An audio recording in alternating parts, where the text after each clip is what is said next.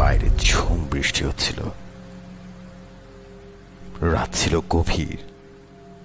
আমি টিভি দেখছিলাম, হঠাৎ দরজায় কি যেন কড়া নাড়ল। হঠাৎ কান্নার আওয়াজ ভেসে আসছিল বাইরে থেকে।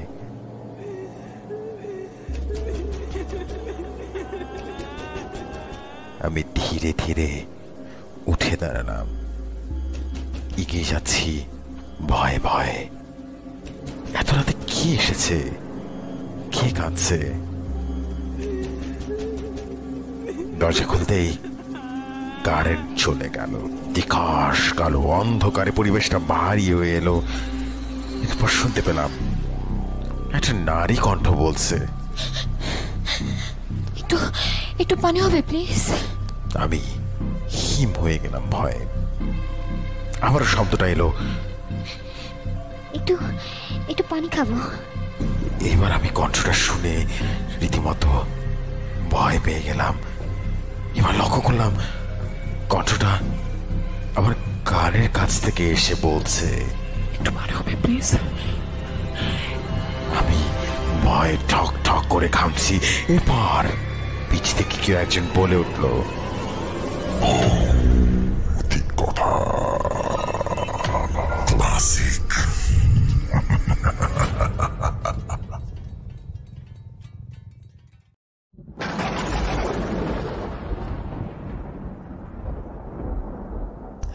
যেভাবে লেখা আছে সেভাবে পড়ছি।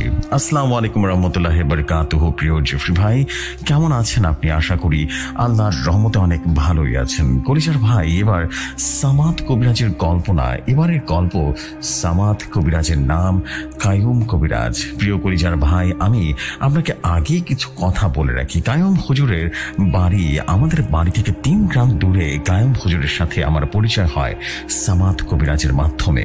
প্রিয় কলিজার ভাই, আমি সামাদ কবিরাজের কাছ থেকেও গল্প সংগ্রহ করেছি এবং কায়ুম হুজুরের কাছ থেকে গল্প শুনতাম। তো ভাইয়া আর দেরি না করে ঘটনায় চলে যায়। আমাদের এলাকার কিছু বর্ণনাটা দিয়ে নিই। আমাদের গ্রামটা গোল চক্রের মতো এবং আমাদের বাসার পেছন দিয়ে চিকন রাস্তা চলে যায় ঝিলিপাড়ে। আর সেই বিলপাড়ায় রীতিমতো এক বিশাল বড় কবরস্থান। তার পাশে ছিল একটা বিশাল বড় বাঁশঝাড়। তার পাশে বয়ে গেছে একটা ছোট্ট নদী। আর তার অপর সাইডে 2টা মানুষ চাষ আবাদ করে। এবং আপনারা হয়তোবা সবাই একটা কথায় জেনে থাকবেন, গ্রামে আগে মানুষগুলো বাড়িতে টয়লেট ছিল না। সবাই বাসার পেছনে বিল পাড়ে প্রকৃতির কাজ শেষ করে বাসায় ফিরত। প্রতিদিনের মতো সবাই রাত দিন 24 ঘন্টা বিল পাড়ে টয়লেট কিংবা প্রকৃতির কাজ করে যেত। আমি আন্তরিকভাবে দুঃখিত, কারণ অনেক কথা বলে ফেলেছি। এখন পুরো কলিজার ভাই আপনার মধুর কণ্ঠে হারিয়ে যায়। বরাবর প্রতিদিনের মতোই আমি কায়ুম হুজুরকে বলতে লাগলাম, আসসালামু আলাইকুম রহমতুল্লাহি ওয়া বারাকাতুহু। কায়ুম হুজুর, আপনি কেমন আছেন? তখন কায়ুম হুজুর বললেন, ওয়ালাইকুম আসসালাম ওয়া রাহমাতুল্লাহি ওয়া বারাকাতুহু। তাতে কি মনে করে আসলে এখানে বলো তো? আমি তখন বললাম, আরে না হুজুর, আজকে আপনার কাছে চলে আসলাম একটা ভূতের ঘটনা সংগ্রহ করার জন্য। হুজুর, আপনার জীবনে এমন একটা ঘটনা বলবেন যা শুনলে শরীরে কাঁপুনি দিয়ে ওঠে। তখন কায়ুম হুজুর বলতে লাগলো, তাহলে শোনো, একটা ঘটনা আছে আমার কাছে, অনেক ভয়ঙ্কর। অনেক কষ্ট করে মন দিয়ে শোনো, তাহলে বুঝতে পারবা। একদিন একটা ছেলে আমাকে এসে বলল, কায়ুম হুজুর, আপনি কি বাড়িতে আছেন? তখন আমি বললাম, জি আছি তো। আপনি আর আমার বাসায় কি কাজ আপনার বলুন তো? হ্যাঁ। তখন সে ছেলেটা বলতে লাগলো, হুজুর, আমার বাড়ি চৌরাটালি, আমার নাম মাসুদ। তো হুজুর, আমি একদিন রাতের বেলা চলে যাই আমাদের বাঁশঝাড়ের প্রকৃতির ডাকে সাড়া দিতে। তো হুজুর, আমি লক্ষ্য করলাম পাশের কবরস্থানে একটা কুকুর কবরস্থান থেকে লাশ বের করে চিবোচ্ছে আর কেমন যেন ঘেউ ঘেউ করে চিল্লাচ্ছে। এই দৃশ্যটা দেখে আমি তখন কুকুরটার সামনে দিয়ে আমি রীতিমতো ধাওয়া করতে থাকি। তখনই সেই কুকুরটা আমার দিকে তাকে অবাক করে লক্ষ্য করলাম, সে খুললাম। আর কুকুরটার চোখে চোখ পড়তেই আমার শরীরটা নিস্তব্ধ হয়ে গেল। চারিদিকে ছমছম করে বৃষ্টি হলো এবং কিছুক্ষণ পর বজ্রপাতের আওয়াজ পেলাম। আর বজ্রপাতের আলোয় সেই কুকুরটার শরীরের দিকে রীতিমতো আমার শরীরটা একদম কাঁপুনি দিয়ে উঠলো। আমি একদম জাগার মতো স্থির হয়ে দাঁড়িয়ে রইলাম। কুকুরটা কি আমি হাউস করে আমি জানি হুস হুস করে দাঁড়িয়ে দিব, ঠিক তখনই দেখি কুকুরটা আমার দিকে এক পা দু পা করে এগিয়ে আসছে। শরীর আকৃতিটা বড় হতে লাগলো। তারপর যখনই ওই শরীরটা সম্পূর্ণরূপে আমার সামনে আসলো, আমি রীতিমতো ভয়ে কাঁপতে কাঁপতে বলতে লাগলাম, এই কে আপনি? লাশ খাচ্ছেন কেন? হ্যাঁ, আপনি আপনি কে? তারপর সে অশালীন ভাবে আমাকে বলল, আমি আদমখোর, এই আদম সন্তান। তুই আমাকে সব থেকে বড় ভুল করেছিস আমাকে ডেকে। এই ভুলের মাসুল তোকে দিতেই হবে রে। তারপর আমি সে অববটাকে উদ্দেশ্য করে বললাম, আপনি আমাকে ছেড়ে দিন, আমি চলে যাচ্ছি। আর আপনার কথা আমি আর কাউকে জানাবো না, আমার ভুল হয়ে গেছে, আপনি আমাকে মাফ করে দিন। তখন সে আদমখোরটা আমাকে উদ্দেশ্য করে বলল, আমি লাশ খাই, এখন তোকেও খাবো। আমার ক্ষুধা নিবারণ হয়নি, আমি আমার ক্ষুধা নিবারণ করবো তোকে দিলে, আদম সন্তান। এই কথাগুলো শোনার পর আমার পা আর কাজে লাগাতে পারলাম না। অনেক বেশি ভয় পেয়ে তখন রীতিমতো ঘুরে পালাতে যাব, ঠিক তখনই দেখলাম বিদ্যুতের গতিতে আমার সামনে এসে দাঁড়ালো এবং আমাকে ডেকে একটা হাসি দিল। আমি সামনে গেলেই সে আদমখোর পেছনে গেল এবং আদমখোরকে দেখে আমি রীতিমতো বাঁচার আশা ছেড়ে দিয়েছিলাম। তখন দেখলাম আমার সামনে আমার জেঠিমা সে লাঠি নিয়ে সাদা কাপড় পরে ঠকাস ঠকাস করে আমার সামনে তীরে দিয়ে আসলো। আমি আমার জেঠিমার শরীরের দিকে তাকিয়ে এমন ভাবে ভয় পেয়েছিলাম, মনে হচ্ছিল আমি স্বয়ং মৃত্যুদূতের সামনে এসে খাড়া হয়ে গেছি। আমি আমার জেঠিমার শরীরের দিকে লক্ষ্য করে দেখি তার সাদা চুলগুলো মাটিতে ধীরে ধীরে আসছে। তার পায়ের নখগুলো মনে হচ্ছে একটা রথের মতো বড় বড়। তার মুখের সেই দুই সাইডে হাতের লাঠির মতো রীতিমতো চোখের জায়গাতে রীতিমতো চোখ ছিল না। তার চোখের ভেতর থেকে পোকা বাহির হচ্ছিল আর তার শরীরের মাংসগুলো খসে খসে পড়ছিল। এই দৃশ্যগুলো দেখার পর আমি একদম অজ্ঞান হয়ে পড়ে যাই। সকালবেলা ঘুম ভাঙতেই আমি আমাকে নিজেকে আবিষ্কার করলাম আমার ঘরের ভেতরে।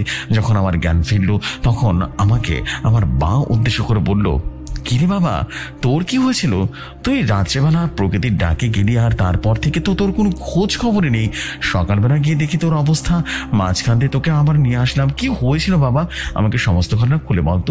তারপর রাত্রিবেলা আমার সাথে যা ঘটেছিল আমি সমস্ত ঘটনা মাকে বললাম, এলাকাবাসীকে জানিয়ে দিলাম আর সবাইকে বললাম কেউ যেন একলা একলা সেদিন রাতে বা সেখানে ধারের কাছে না যায়।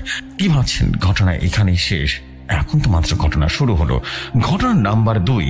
আশা করি আগের ঘটনার মতো ভালো লাগবে। আমাদের এলাকার বাঁশঝাড়ে প্রতিনিয়ত মানুষ কিছু না কিছু দেখতো। বরাবরের মতো আমি চলে যাব তার ঘটনা ঘটেছিল, তার নাম সহ প্রকাশ করব। আশা করি সবাই বুঝতে পারবেন। বলেছেন মতিন সাহেব এবং তার নির্মম এক ঘটনা ঘটে যাওয়ার কথা। বুঝলি ভাই, সবাই বলতো আমাদের বাঁশঝাড়ে নাকি অলৌকিক কিছু দেখা যায়, তো আমি একটা বিশ্বাস করতাম না। এটা হয়তো আমার সব চাইতে বড় ভুল ছিল। একদিন আমি হাতের লাইটারটা হাতে করে নিয়ে জোয়ার আসরে চলে গেলাম। জুয়া খেলতাম। জুয়া খেলতে খেলতে একটা পর্যায়ে আমার প্রকৃতির ডাকে সাড়া দিতে আমি চলে গেলাম সেই বাঁশঝাড় জায়গাতে। গিয়ে দেখলাম কালো বড় একটা সাপ আমার দিকে তাকিয়ে আছে, আর ওইটাকে ইগনোর করে আমি প্রকৃতির ডাকে চলে আসি। আর যেই না আমি রীতিমতো প্রকৃতির ডাক সরে যাবো, ঠিক তখনই লক্ষ্য করলাম সেখানে কেউ নেই। আমার শরীরে লোম দাঁড়িয়ে গেল। আমি ভাবছিলাম এইটা কি করে সম্ভব? আমরা সবাই খেলছিলাম, তাহলে কিভাবে সম্ভব আমাকে রেখে সবাই চলে গেল? এটা ভাবার পর আমি আমার গন্তব্যের স্থানে আবারও আসা শুরু করি। আর এই বাঁশঝাড়ের মাঝখান দিয়ে হাঁটা শুরু করলাম। পাশে একটা কবরের দিকে আমার চোখ পড়লো। দেখলাম সেখানে দুজন মিলে কান্না করছে। তখন আমি সেই দুজনের কাছে চলে গেলাম। গিয়ে তাদের পেছনে দাঁড়িয়ে আমি তাদেরকে উদ্দেশ্য করে বললাম, কে আপনারা? এত রাতের বেলা এখানে কান্নাই বা কেন করছেন? আমার জবাবে ওনারা কিছুই বলল না। আমিও তাই জিজ্ঞেস করলাম, কে আপনারা? তারপরেও কোনো রকম রিপ্লাই নাই। এবার রাগী কণ্ঠে তাদেরকে বললাম, কি হয়েছে? আপনারা তো কান্নাকাটি কেন করছেন? রাতের বেলা এখানে ভালো লাগছে না, আপনারা চলে যান এখান থেকে। এইটা বলে আমি লক্ষ্য করলাম ওনারা আমার দিকে ঘুরে তাকালো। তখন আমি তাদের শরীরের দিকে তাকিয়ে হতভম্ব হয়ে যায়। এইটা কিভাবে সম্ভব? আর এটা কিভাবে আমার সামনে আসতে পারে? আমি তাদের শরীরের দিকে তাকিয়ে দেখলাম তাদের শরীরে কোনো অস্তিত্ব নেই, তাদের মুখের মাংসের কোনো অস্তিত্ব নেই। তাদের মুখের একটা হাড় আকৃতি দিয়ে রীতিমতো তাদের মুখের দিকে তাকিয়ে দেখি মাথার খুলি আর তাদের চোখগুলো রীতিমতো লাল হয়ে গেছে, আগুনের মতো জল করছে। তখনই এক দমকা হাওয়া শুরু হলো, আর তখন সামনে লক্ষ্য করলাম একটা লাশটার বুক থেকে কাপড় পড়ে যাওয়ার পর দেখলাম তখন আমি এইটা কিভাবে সম্ভব, আমি তো বেঁচে আছি, তাহলে আমার লাশ কিভাবে খাটিয়াতে? এসব ভেবে রীতিমতো কিভাবে যেন খড়ি আর বিক্ষোভ আওয়াজে আমার ঘর ভেঙে গেল, আর আমি নিজেকে আবিষ্কার করলাম এই জোয়ার ভাটার মাঝখানে। তখন আমি ভয় পেয়ে যাই এবং চলে যাই বাড়িতে। তারপর আমি কিছুদিন ভালোই কেটে গেল। একদিন বাজার থেকে আমি বাড়ি ফেরার মাঝখানে সেই বাঁশ ঝাড়ে পড়ে আমি বাজারের ভেতর দিয়ে চলে যাই ভয় ভয়। তখন হঠাৎ করে চমকে আমি আমার সামনে দেখলাম একটা বিশাল বড় সাপ আমার সামনে ফোনা তুলে বিশাল আকৃতি নিয়ে আমার দিকে রাগী কণ্ঠে তাকিয়ে রয়েছে। তখন আমি সেই সাপটাকে উদ্দেশ্য করে বললাম, কে আপনি? আমার পথ আটকে রেখেছেন কেন? আমাকে যেতে দিন বলছি। তখন সে বিশাল আকৃতির সাপটা বলল, এই মতিন, তুই কোথায় যাচ্ছিস? কালকে তোকে এত করে ভয় দেখালাম, তারপরেও তুই সে একই ভুল করছিস। তুই আমার জায়গায় চলে এসেছিস। তুই কি চাস আমি তোকে এখানে শেষ করে দিই? অথবা তোর এমন এক অবস্থা করব যা তুই সারা জীবন মনে রাখবি। এই কথা বলার পর দেখলাম সেই লাশটা আমাকে পেঁচিয়ে ধরলো এবং আছাড় দিল, এবং আছাড়টা এতটাই জোরে মেরেছিল আমার কোমরের সঙ্গে সঙ্গে ভেঙে যায়। এভাবে আমার এলাকায় অত্যাচার চলছিল। তখন আমি কায়ুম হুজুরকে বললাম, হুজুর, আমি শুনেছি আপনি এই সমস্যার সমাধান করেছিলেন, কিন্তু হুজুর এই সমস্যাগুলোর তো সমাধান আপনি কিভাবে করলেন? আমি কিন্তু আজ স্কুলে যাব। তখন কায়ুম হুজুর বলল, আরে পাগলা, সামাদ কবিরাজের সঙ্গে আমার পরিচয় হয় কাজটার মাধ্যমে। তুই গল্পের সাথে থাক না, বুঝতে পারবি। চলে যাই ঘটনা 3-এ। বলছেন কায়ুম হুজুর, ঘটনা 3। একদিন এক লোক, সে প্রতিদিন রাতের বেলা মাছ ধরার জন্য বড়শি দিয়ে মাছ ধরার জন্য ফাঁদ পাতে। প্রতিদিন রাতের বেলা বড়শি বিল পারে ভোর হলে সে মাছখানে একসাথে একটা ডানার মধ্য নিয়ে বাড়িতে চলে আসে। তারপর সকালবেলা মাছগুলো বিক্রি করে তার সংসার ভরণ পোষণ করতে লাগলো। একদিন রাতের বেলা সে যায় নৌকা দিয়ে বড়শি নিয়ে মাছ ধরার জন্য। সে হঠাৎ লক্ষ্য করলো বাঁশের মাঝখানে একটা বিশাল আকৃতির কিছু দাঁড়িয়ে রয়েছে। এতটাই বিশাল ছিল যেন বাঁশগুলো তার কোমর সামনে চলে আসলো। তখন হঠাৎ একটা অবল তার দিকে তাকিয়ে রাগী চোখের দিকে তাকিয়েছিল। এক নিমিষে সে নৌকার চলে আসলো এবং এই দৃশ্যটা দেখে সে অনেক বেশি ভয় পেয়ে যায়। এই বৃদ্ধ লোকটা অবাক হয়ে রীতিমতো উদ্দেশ্য করে বলল, কে আপনি? এখানে কি চাই বলুন তো? তখন সে অবরটা বিভৎসটা হাসি দিয়ে বলল, হে আদম সন্তান, তোর ঝুড়িতে যত মাছ আছে সব আমাকে দিয়ে দে। আমি আবার ক্ষুধা নিবারণ করব, তাহলে এখান থেকে তুই যেতে পারবি। তখন সে লোকটা ছিল তুলার হাসির লোক। লোকটা কণ্ঠে এখন আমি বলছি, সে লোকটা যে বলেছিল না, আমি ঠিক সেবা বলছি। কি বললি তুই? আমার থলিতে যত মাছের সব খাবি? তোকে ছেড়ে দেব? তখন তুই আমাকে ছেড়ে দিবি? তুই জানিস তুই কার সামনে দাঁড়িয়ে আছিস? যদি তুই জানতিস না তাহলে মোটো এই কথা বলতিস না আর আমার সামনে দাঁড়ানোর সাহস করতিস না, বুঝতে পেরেছিস? এবার সে অবটা অনেক রাগী কণ্ঠে বলল, এই জানোয়ারের বাচ্চা, আমি তোকে বলছি না তোর মাছগুলো আমাকে দিয়ে দে। আমি তোর মাছগুলো খাবো, তাহলে যে মুক্তি পাবি তাড়াতাড়ি। আর তাছাড়া আমি তোকে যেতে দেব না, আদম সন্তান। তারপর আমি মাছগুলো নিয়ে বাড়িয়ে দিই। সেও হাত বাড়িয়ে ঠিক তখন অবরটা অনেকটা দূরে ছিটকে পড়ে যায়। তারপর সে অবরটা রাগী কণ্ঠে বলল, কে রে তুই? আমি তোর কাছ থেকে মাছগুলো নিতে পারছি না কেন? আমি তোকে এবার এক নৌকায় ডুবে মারবো। তারপর অবস্থার নৌকা উল্টে দেয়, আর উল্টানোর কারণে সে বৃদ্ধ লোকটা পানির নিচে চলে যায়। বৃদ্ধ লোকটা সাঁতার পারতো, তাই সে সাঁতার কেটে নদীর কিনারায় চলে আসে। আর এসব হওয়ার পর গ্রামটা এক কাল থেকে নেমে আসে। তখন আমি কায়ুম হুজুরকে বললাম, আচ্ছা হুজুর, আপনি তো ঘটনা বললেন, কিন্তু ঘটনার মাধ্যমে আপনি এই গ্রামকে উদ্ধার কিভাবে করেছিলেন সে নরস পিশাচের হাত থেকে বা সে আদমখোরের হাত থেকে? তখন কায়েম হুজুর বলল, আসলে সত্যি কথা বলতে তোমার মায়ের সাথে এক ঘটনা ঘটেছিল, আর সেই ঘটনার মাধ্যমেই সে এলাকা তাকে মুক্ত করে দিই। তখন আমি বললাম, আমার মায়ের ঘটনার মাধ্যমে মানে? হুজুর তখন বললেন, রুহুল আমিন, তুমি তখন অনেক ছোট ছিলে, তাহলে শোনো কি হয়েছিল। আমি তোমার মায়ের কণ্ঠে বলছি, তবু বলছেন তোমার মা। আমি একদিন বাঁশঝাড়ে যাই শুকনো কঞ্চি কাটার জন্য। তো আমি কঞ্চি কাটার পর আমি একটা সব রাখি এবং রাখার পর দেখি আমার সামনে সাপ ফোনা করে তুলে দাঁড়িয়ে রয়েছে আর আমাকে ছোবল মারার অনেক চেষ্টা করছে। আমি অনেকবার চেষ্টা করে সেই সাপ তাকে দাঁড়িয়ে দিতে দিতে, কিন্তু সে ওখান থেকে কোনোভাবেই যেন সরছিল না। আমি একটা পর্যায়ে সেই সাপ তাকে রীতিমতো আঘাত করে তার সাথে সাথে মারা যায়। তারপর আমি থাকতে লাগলাম, বাঁশের কঞ্চিগুলো মাথায় নিয়ে পড়ে যায় এবং আমার মাথাটা মাটির ভেতরে ঢুকে যায়। আমি আর বেশি দেরি না করে সেখান থেকে চলে আসি বাড়িতে। সারাদিন বেশ ভালোই কাটছিল। রাত্রিবেলা প্রকৃতির ডাকে সাড়া দেওয়ার জন্য আমি প্রস্রাবখানায় যাব, ঠিক তখনই দেখি আমার সামনে একটা কালো ছায়া আমাকে বলছে, আমার ছেলেকে মেরেছিস, তুই জানিস কতটা কষ্ট হয়েছে আমার। আমার ছেলের মৃত লাশ আমার সামনে ভেসে উঠেছে, কিভাবে তোকে বোঝাবো বল? এত কষ্টের জ্বালা। আমি তোকে মারবো না, আমি তোকে বোঝাবো নিজের সন্তান হারানোর ব্যথা কাকে বলে। এটা বুঝবি নির্বাণু, বুঝবি। তুই তোর বড় ছেলের মৃত্যুর প্রহর গুণ, তারপর তোর নিজ ছেলে, তারপর তোর ছোট ছেলে, তারপর তোর মৃত্যুর দিন গুণ। এই বলে আমার সামনে থেকে নিমিষে উধাও হয়ে গেল। একদিন দুপুরবেলা আমি রান্না করার জন্য বাড়িতে বসেছিলাম, আর আমার স্বামী আসবে আর আমি আমার স্বামীকে কখন খাবার দিব সেজন্য অপেক্ষা করছিলাম। দেখলাম একজন বৃদ্ধ লোক, তার শরীরটা ছিল একদম কালো কুচকুচে, তার মাথার চুলগুলো একদম সাদা থপথপে আর তার দাড়িগুলো ছিল একদম সাদা। সে আমাকে বলল, এই নির্বাণু, আমি খাবার দে, আমি খাবার খাবো, আমার পেটে অনেক ক্ষুধা, আমার খাবার দে। তখন আমি বললাম, বাবা আপনি আসেন, বাসার ভেতরে আসেন, আপনি ধুয়ে বসেন, হাত মুখ ধুয়ে বসেন, আমি আপনার জন্য খাবার দিচ্ছি, কেমন? তখনই আমার স্বামী চলে আসে আর আমাকে উদ্দেশ্য করে বলে, ইনি কে? হ্যাঁ, আমাদের বাসা উনি কে? তখন আমি আমার স্বামীকে উদ্দেশ্য করে বললাম, আরে ওনার নাকি অনেক ক্ষুধা লেগেছে, তাই আমি ওনাকে ডেকে বলেছিলাম ভেতরে আসতে খাবার খেতে।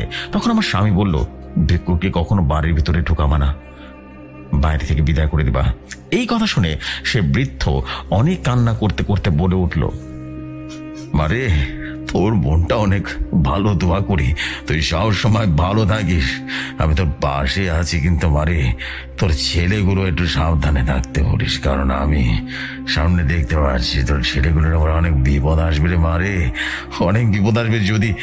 যদি আমার ব্যাপারে কোনো কষ্ট পাস আমাকে ক্ষমা করে দিস মা, ক্ষমা করে দিস। তোর বিপদে আপদে সবসময় আমার পাশে থাকবো, আমি সবসময় পাশে থাকবো তোর। উনি বাহির হয়ে 30 সেকেন্ডের ভিতরে হয়নি এবং রুম থেকে বের হয়েছে। আমি বের হয়ে বৃদ্ধকে খুঁজতে লাগলাম, লক্ষ্য করলাম উনি কোথাও নেই।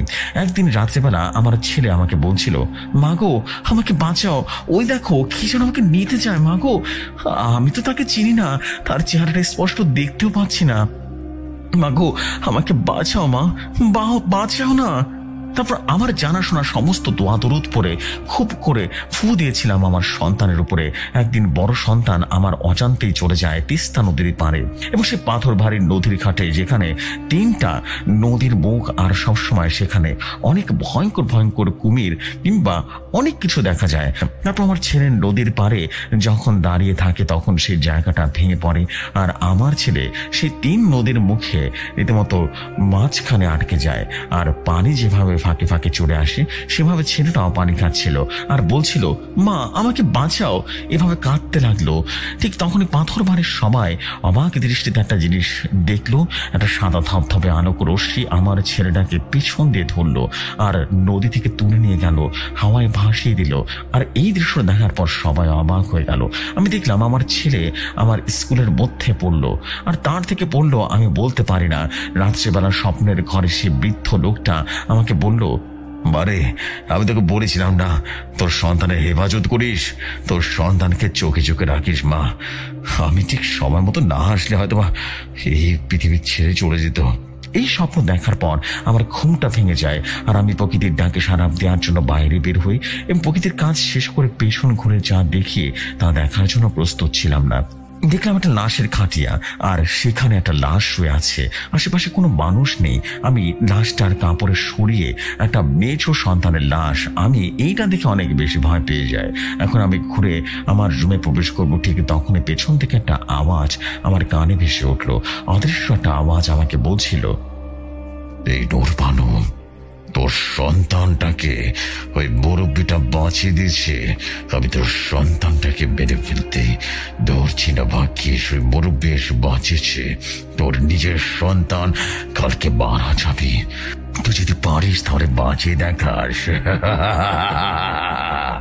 তারপর আমি পাগলের মতো দৌড় মারি, আর রুমে গিয়ে দেখি আমার 3টা সন্তান শুয়ে আছে।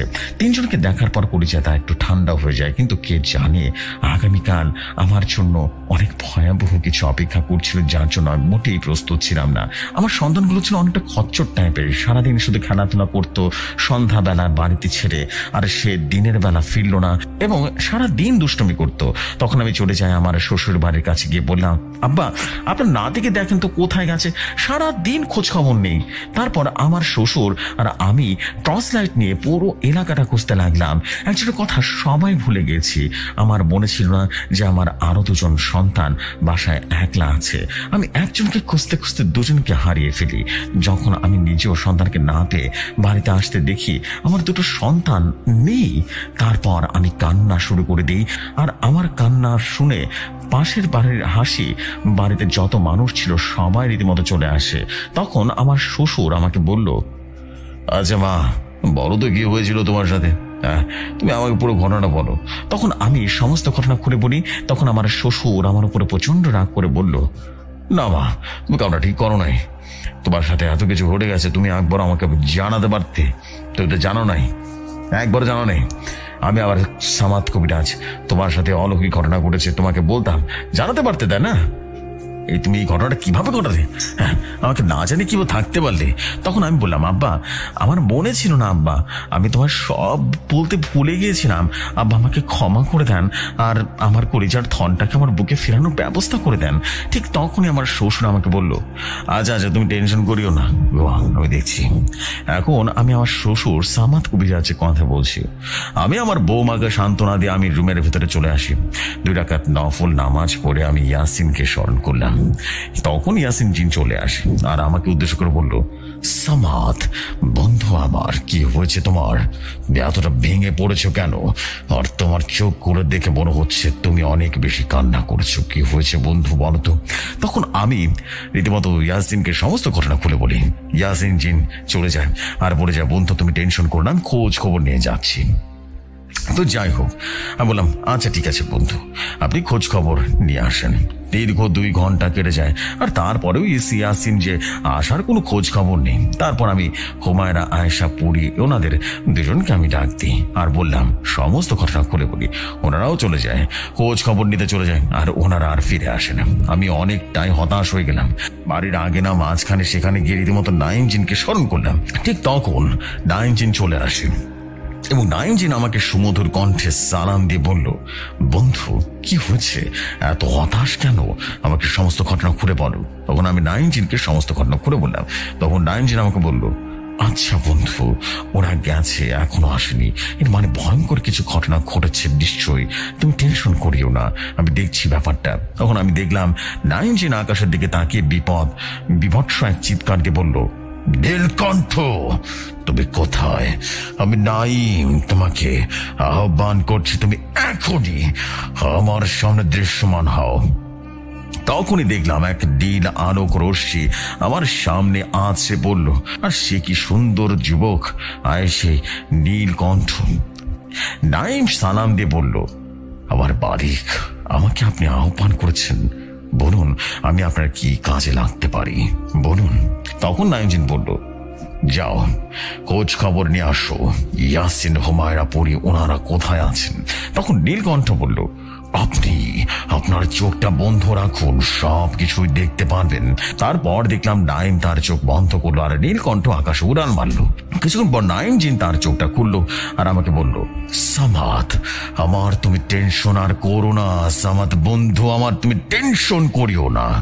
কেননা হয়তোবা অনেকগুলো জিন পিশাচ আর কাদানক আর নাগিনী হিনারা সবাই জানে আছে, তাই যাই করতে হবে চিন্তা ভাবনা করতে হবে। সামাদ বন্ধু আমার, কালকে তোমার বাড়িতে একজন হুজুর আসবে, হুজুরের নাম কায়ুম হুজুর। তুমি ওনাকে নিয়ে সন্ধ্যাবেলায় সে বাসারে রুকা করবা, তারপর আমি বাদ বাকিটা সামাল দিব। তখন আমি বললাম, ঠিক আছে নাইম বন্ধু, আপনি কেন রেগে আছেন? আপনি কি আমাকে কিছু বলবেন, মূল কারণটা কি? হ্যাঁ, তখন নাইমজিন বলল, সামাদ বন্ধু আমার, তুমি যখন ইয়াসিনকে পাঠিয়েছিলে তথ্য সংগ্রহ করার জন্য, যখন ইয়াসিন ওই কবরস্থানের এরিয়াতে ঢুকে তখন অনেক পিশাচ জিন ইয়াসিনকে আটকে ফেলে। তারপর যখন হুমায়রা আয়েশাকে পরীকে পাঠিয়েছিল ঠিক তখনও ওনারা এসে পড়ে এবং কেউ হুমায়রাকে বন্দি করে রাখে। যখন আমি নীলকণ্ঠকে পাঠিয়েছি ঠিক তখন নীলকণ্ঠ হচ্ছে অনেক আটকানোর চেষ্টা করে, কিন্তু ওনারা হয়তোবা জানতো না যে নীলকণ্ঠ আমার ছায়ার মাত্র। তাহলে বন্ধু আমি এখন চলে যাই, কালকে সন্ধ্যায় দেখা হবে। তারপর আমি তাহাজ্জুদের 2 রাকাতে নামাজ পড়ে আল্লাহর কাছে সাহায্য চাই এবং সাহায্য চেয়ে ঘুমিয়ে পড়ি। ফজরের নামাজের পর আমি মসজিদের বারান্দায় বসেছিলাম। ঠিক তখনই একজন যুবক আমাকে এসে বলল, আসসালামু আলাইকুম সামাদ, কেমন আছেন আপনি? তখন আমি বললাম, ওয়ালাইকুম আসসালাম, আলহামদুলিল্লাহ ভালো আছি। তখন সে যুবকটা উত্তর দিল, জি হ্যাঁ আমিও ভালো আছি। আমি বললাম, আপনার নাম কি কায়ুম হুজুর? তখন সে যুবকটা বলল, জি হ্যাঁ আমার নাম কায়ুম হুজুর। তারপর আমরা অনেক প্ল্যানিং করে কিভাবে কি করা যায়। সন্ধ্যাবেলায় রীতিমতো মাগরিবের নামাজ শেষ করে আমরা দুজন মিলে চলে যাই কবরস্থানের পাশে, গিয়ে আমরা রোকা করা শুরু করলাম। তখনই আমাদের আশেপাশে যত গাছ গাছালি ছিল সবগুলো এমন ভাবে বাতাসে ঢিলে পড়ছিল না, মনে হচ্ছিল এখন সবকিছু ভেঙে চৌচির হয়ে যাবে। তারপর আমরা কবরটা খুলে দেখলাম অনেকগুলো লাল চোখ বর্ণ রীতিমতো আমাদের দিকে তাকিয়ে রয়েছে। ঠিক তখনই দেখলাম আকাশ পুরোপুরি লালচে বর্ণের হয়ে গেল এবং অদ্ভুত ভাবে একটা মাঝখানে একটা আলোক রশ্মি চলে আসলো এবং আমাদের সামনে প্রকট হলো নাইম। নাইম প্রাণ প্রিয় বন্ধু আমার। নাইম যে রাগী কণ্ঠে বলল, এই জানোয়ারের বাচ্চারা, তোদের সাহস থাকলে আমার সামনে আয়, মোকাবেলা কর, পান্ডের সামনে আয়। আমি নাইম কথা দিচ্ছি তোদেরকে একটাকেও ছেড়ে দেব না, সব কটাকে আমি টুকরো টুকরো করে ফেলবো। ঠিক তখনই দেখলাম সবগুলো আবুব নাইমের উপরে আক্রমণ করলো। নাইম একেবারে একটা একটা করে ধরছে আর ছড়ে ছড়ে মারছে। নাইমের পেছন থেকে সে আবুবটা নাইমকে একটা লাথি মেরে অনেকটা দূরে ফেলে দিল। তখন নাইমকে উদ্দেশ্য করে বলল, এই নাইম, তুই জানিস আমরা কতজন এখানে আছি? আমরা গনায় গনায় হাজার হাজার জন আছি, আর তুই একলাই শিখিস আমাদের সাথে মোকাবেলা করতে? তুই একলাই এসেছিস? এবার তোকে কে বাঁচাবে রে? আমি তোকে দেখে নেব। ঠিক তখনই দেখলাম আকাশে মাটি রীতিমতো কাঁপিয়ে উঠেছে। একটা কালো আলোক রশ্মি এসে নাইম জিন সবাইকে উদ্দেশ্য করে বলল, নাইমের বড় ভাই নাইম, কথা দিচ্ছি ওদের কেউ এখন এখান থেকে বেঁচে ফিরতে দেব না। তারপর আমি দেখলাম নাইম একটা কিছুটা দিয়ে রীতিমতো আকৃতি দিয়ে আকাশের দিকে তাকিয়ে বলল, নীলকণ্ঠ, অগ্নিকণ্ঠ, তোরা কোথায় আছিস? আমি নাইম তোদেরকে আহ্বান করছি, তোরা এখনই আমার শরীরে প্রবেশ কর। তারপরে দেখলাম আকাশ ভেদ করে দুটো কালো আলোক রশ্মি, একটা নাইমের রঙে এবং আরেকটা আগুনের রঙের রীতিমতো আলোক রশ্মি নাইমের ভেতরে প্রবেশ করতে সেখানে এক বিশাল বিস্ফোরণ ঘটে গেল। তারপর দেখলাম সেই বিস্ফোরণের মধ্য থেকে হুমায়রা আয়েশা পুরী এবং ইয়াসিন জিন সবাই মুক্তি লাভ করলো আর সবাই একটা দানবীয় আকৃতি নিয়ে ভারী হয়ে গেল। এবং যুদ্ধ, সেই যুদ্ধ যে কতটা ভয়ঙ্কর হলো তা বোঝাতে পারবো না। যুদ্ধ শেষে রীতিমতো আয়েশা পুরী এবং হুমায়রা পুরী, ইয়াসিন, নাইম, দাইম জিন সবাই মিলে আমাকে বলছিল, এখন থেকে এই গ্রাম অভিশাপ মুক্ত, এই গ্রামে আর কোনো অভিশাপ কিছু থাকবে না, অভিশাপ থাকবে না। তারপর দাইম জিন বলে উঠল, সামাদ, ছোট্ট পুকুরের উপরে যে বট গাছ আছে সেই বট গাছটা কেটে ফেলে দেয়া হোক, আর তার নিচে দেখবে তোমার তিনটা ডাঁতি শুয়ে আছে। ওদেরকে কেউ কিছু করতে পারেনি, কারণ ওদের সাথে ছায়ার মতো লেগে আছে আমার পিতা, তাই কেউই কিছু করতে পারেনি। তাহলে আমরা এখন বিদায় নিচ্ছি, আর কোন সমস্যা হবে না, আশা করি আর কোনো সমস্যা হবে না। আর যদি তুমি স্মরণ করো তাহলে আমাকে অবশ্যই স্মরণ করবে। আল্লাহ সবাইকে ভালো রাখবে, আল্লাহ হাফেজ। এই বলে সে চলে গেল। আসসালামু আলাইকুম রহমতুল্লাহ বারকাতুহু। কলিজার ভাই, জিনের সাথে জিনের যত মারামারি সব কাল ছাড় রীতিমতো কাটছাট করে সব মিলিয়ে 3টি ঘটনা একসাথে লিখলাম, এবং ঘটনাটা পরিপূর্ণ বাস্তব এবং রিয়েল একটা স্টোরি। তো জসু ভাই, আপনাকে বলেছিলাম সামাদ কবিরাজ কিভাবে ইয়াসিন জিনকে পেল, সেই ঘটনাও এখানে লিখে পাঠাচ্ছি। ছোট একটা স্টোরি যখন আমি দিয়েছিলাম তখন ভাই একটু কষ্ট করে সামাদ কবিরাজ এবং ইয়াসিন জিনের বন্ধুত্বর ঘটনাটা শেয়ার করে দিন একসাথে। বলছেন বরাবরের মতোই সামাদ কবিরাজ, হ্যাঁ দাদু ভাই, একদিন বলেছিলাম না ইয়াসিন জিনকে আমি কিভাবে পেয়েছিলাম, আজ তোমাকে সেটাই বলবো। কেমন? ছোট করে গল্পটা বলি, সম্পূর্ণ শোনো, তবে বুঝতে পারবে। তখন সময়বারাতের রাত্রিবেলা আমি নামাজ কায়েম করে রাতে 2টোর দিকে মসজিদের ফাঁকা আছে এবং অন্ধকার ছিল, সব জানালা ছিল আসছিল, আর তাদের ওখান থেকে আলো আসছিল। আমি নামাজ পড়ার পর যখন আলহামদুলিল্লাহ সুরা পড়া শুরু, তখন আমার 2 চোখ দিয়ে পানি পড়ে যায়, আর আমি কাঁদতে কাঁদতে আমার চোখ লাল বানিয়ে ফেলি। আল্লাহর কাছে 2 হাত দিয়ে বলি, হে আল্লাহ, আমার জীবনে কখনো কোনো পাপ করে থাকলে তা মোচন করে দাও, এবং আপনি ছাড়া আমার পাপ মোচন করার কেউ নেই। আপনি আমাকে ক্ষমা করে দিন, এই পাপী বান্দাকে ক্ষমা করে দিন। হে আল্লাহ, আমাকে দূরে ঠেলে দেন, তাহলে আমি কার কাছে সাহায্য চাইবো? আমি জানি না হাসরের বয়দানটা কতটা কঠিন হবে। আল্লাহ, আমি জানি না হিসাব নিকাশে আমার কি হবে। আল্লাহ, তুমি তো রহমান, তুমি তো রহমানুল রাহিম, তুমি তো আল গাব্বার। আল্লাহ, তোমার এত মায়ার নাম থাকতে, এত দয়ার নাম থাকতে তুমি কি পারবে আমাদের জাহান্নামে দিতে? বুঝলে দাদু ভাই, এইসব বলে আমি অনেক কান্না করি। ঠিক তখনই আমার পেছন থেকে একজন হাত দিয়ে রীতিমতো আমার চাঁদের মধ্যে বলল, আরে আপনি কাঁদছেন কেন? আপনি কাঁদছেন কেন? আজকে রাতের মধ্যে আল্লাহর কাছে আপনি যা চাইবেন তাই পাবেন, আল্লাহ আপনাকে দেবে, আপনি কাঁদবেন না প্লিজ। যে লোকটা আমার কাঁধে হাতে কথা বলছিল তার বয়স আনুমানিক 10 কিংবা 12 বছর হবে। আমি তখন তাকে উদ্দেশ্য করে বললাম, তোমার নাম কি, আর তুমি এত রাতের বেলা এখানে কি করে নামাজ পড়ছো বলো তো? তখন সে 12 বছরের শিশুটা বলল, আমার নাম ইয়াসিন, আমি এখানে থাকি, আপনি কি আমাকে রাখবেন আপনার সাথে? আমি আপনার সাথে থাকতে চাই, আমাকে রাখেন আপনার সাথে। তখন আমি বললাম, কি বলছো তুমি? নিজের পেটের ভাত জোয়াতে পারি না, তোমার পেটে ভাত কিভাবে দেবো বলো তো? হ্যাঁ। তখন সে শিশুটি বলল, আমার পেটে ভাত আমি জোগাড় করতে পারবো, আপনারটাও না হয় আমি করে দেব। আপনি আমাকে আপনার সাথে রাখুন, কথা দিচ্ছি আমি খারাপ পথে চলবো না। তখন আমি বললাম, কালকে সকালবেলা আমি তোমার সাথে কথা বলবো। তখন সেই শিশুটা বলল, সকালবেলা আমি আপনার সাথে কথা বলতে পারবো না, আপনি তাহাজ্জুদের নামাজের সময় মসজিদে আসবেন, আমি এখান থেকে আপনার সাথে কথা বলবো। তখন আমি বললাম, আচ্ছা ঠিক আছে। বুঝলি দাদু ভাই, এত কিছু হয়ে গেছে আমি জানতেও পারিনি সে একজন জিন এতটাই মানবীয় রূপে এসেছিল। আমি যে বাসায় থাকতাম না ভাড়া, সেই বাসায় একটা মেয়ে ভাড়া থাকতো, মেয়েটার নাম ছিল পিপাসা। তো সবে বিয়ে হয়েছে, তার সাথে নাকি একটা জিন ছিল। অনেক ছোট থেকে সে জিনটা চাইছিল তাকে বিয়ে করবে, কিন্তু জিনটা হিন্দু জিন ছিল। পিপাসা তখন বিয়ে হয়ে গেছে, তার স্বামীর নাম মিরাজ, এবং বেশ কিছুদিন ভালোই কেটে গেল। একদিন হঠাৎ সে জিনটা সেই পিপাসা নামক সে মেয়েটাকে বিরক্ত করত। রাত্রিবেলা হবে, পিপাসার শরীরে অনেক প্রবেশ করতো, আর মিরাজ গলা চাপ দিয়ে ধরতো। এইসব কিছু রীতিমতো 2 থেকে 3 দিন দেখার পর ওনাদের কাছে ভালো ঠিক ছিল না। তারপর ওনারা একটা কবিরাজের সাথে কথা বলে, সেই কবিরাজ এসে রুকা করে এবং সেই জিনকে ডাকে। তারপর সেই কবিরাজ বলে, কেন তুই এই মেয়েটাকে উপরে আঁচড় করেছিস বলতো? সত্যি করে বল, তাহলে কিন্তু তোকে বোতলে বন্দি করবো।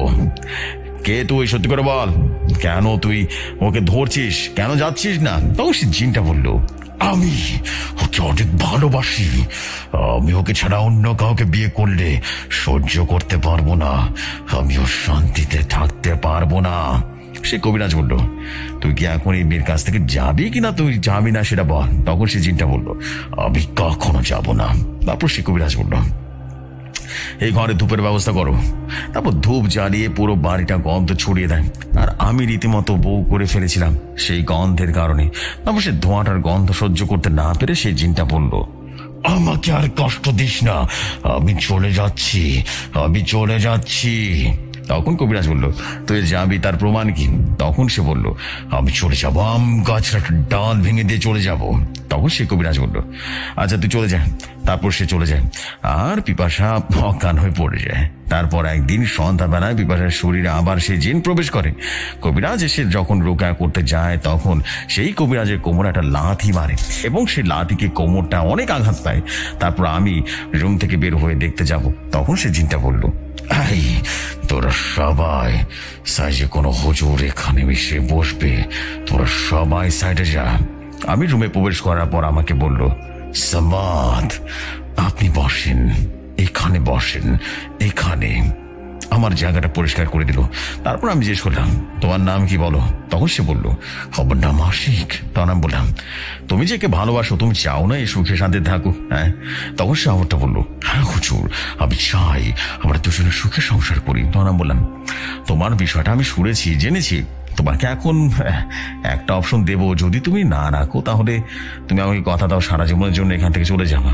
তখন আশিক জিন বলল, হ্যাঁ আমি রাজি আছি সব সত্য পূরণ করতে। তখন আমি বললাম, এই যে এখানে এতগুলো মানুষ আছে না, তুমি সবার সামনে 2 কেজি মিষ্টি নিয়ে দৃশ্যমান হতে পারলে আমি কথা দিচ্ছি তোমার বিবাহ আমি এখানে দাঁড়িয়ে থেকে দেবো, ঠিক আছে? তখন আশিক জিনটা বলল, হুজুর আপনি যে কথা বলেছেন আমি সেটা কখনো করতে পারবো না, তাই এখন আমি কথাটা রাখলাম, আমি চলে যাচ্ছি। তা না বললাম, তুমি চলে যাবে, একটা প্রশ্নের উত্তর দিয়ে গেলে অনেক উপকার হতো। তখন আশিক জিন বলল, হুজুর বলেন, কি প্রশ্ন করবেন? তখন আমি বললাম, আচ্ছা এত বড় মাপের একজন খুব ব্যস্ত, তুমি লাথি মেরে একেবারে ঘুরিয়ে দিলে, আর তো আসতে না আসতে একেবারে জায়গাটা পরিষ্কার করে দিলে, আমাকে সম্মান দিয়ে কথা বলছো, তার কারণটা কি বলো তো? তখন আশিক জিন বলল, হুজুর আপনার সাথে উনি আছেন, আপনি কি জানেন? তা না বললাম, কার কথা বলছো তুমি? হ্যাঁ। তখন সে হাসি দিয়ে বলল, ইয়াসিন, ও কোনো সাধারণ মানুষ নয়, ও হচ্ছে মানুষের রূপে অলৌকিক শক্তিধর একজন জিন। আমার মতো হাজার হাজার আশিক আসলেও ওরও কাছে মাথা নত করতে হবে। ওর এত শক্তি যা কল্পনার বাইরে।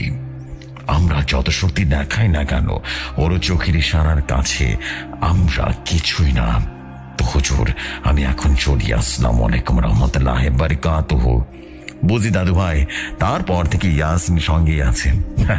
যা এখন ঘুমিয়ে পড়েন, অনেক রাত হয়ে গেছে, যা। আসসালামু আলাইকুম রহমতুল্লাহি ওয়া বারাকাতুহু। প্রিয় কলিজার ভাই, অনেকগুলো ছোট ছোট ঘটনা একসাথে শেয়ার করলাম। আশা করি ঘটনাগুলো সুন্দরভাবে সাজাতে হয়তোবা ভুল হতে পারে এবং বেশ কষ্ট হতে পারে আপনার পড়তে, এজন্য ক্ষমা চেয়ে নিচ্ছি।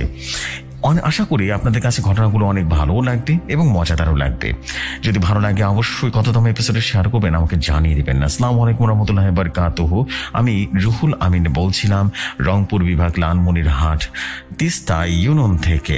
আবারও দেখা হবে নতুন কোনো ঘটনায়। ততক্ষণ পর্যন্ত সবাই ভালো থাকুন, সুস্থ থাকুন। আসসালামু আলাইকুম, শুভরাত্রি সবাইকে।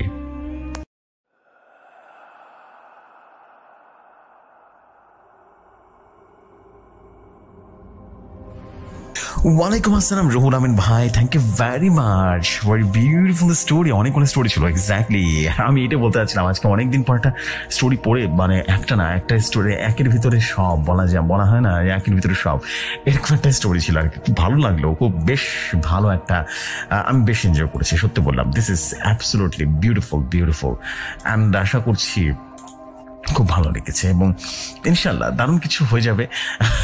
আমার কাছে কিন্তু খুব ভালো লেগেছে ভাই, thank you very much. I believe আপনাদের কাছে সবসময়ের মতো খুব সুন্দর ঘটনা লেগেছে। আমার কাছে কেন এত বেশি ভালো লেগেছে সেটাও বলছি, বিকজ সব ঘটনা এখানে খুবই মানে প্রাণবন্ত ছিল এবং মনে হচ্ছিল যেন আমরা চোখে দেখেছি এই ঘটনাগুলো, এতটাই সুন্দর ছিল। Thank you very much. I believe আপনাদের সবার কাছে অনেক ভালো লেগেছে। ভালো লাগলে কমেন্ট করে জানাবেন এবং আমি চাই যে সবসময় এভাবেই দারুণ রকমভাবে ঘটনাগুলো এগিয়ে যাক। থ্যাংক ইউ ভেরি মাচ ভাইয়া। এবং রুহুল আমিন ভাই, আপনার পরবর্তী স্টোরি কবে পাঠাবেন বা কিভাবে পাঠাবেন একটু দ্রুত বলে দেবেন। আপনার পরবর্তী ঘটনার অপেক্ষায় কিন্তু আমি আছি আজকে থেকে। So thank you very much. আমি এখন যেটা করতে চাই সেটা হচ্ছে আর দেরি না করে চলে যেতে চাই আমাদের পরবর্তী ঘটনায়। আশা করছি পরবর্তী ঘটনা আপনাদের কাছে অসম্ভব ভালো লাগবে। চলে যাই নেক্সট স্টোরিতে।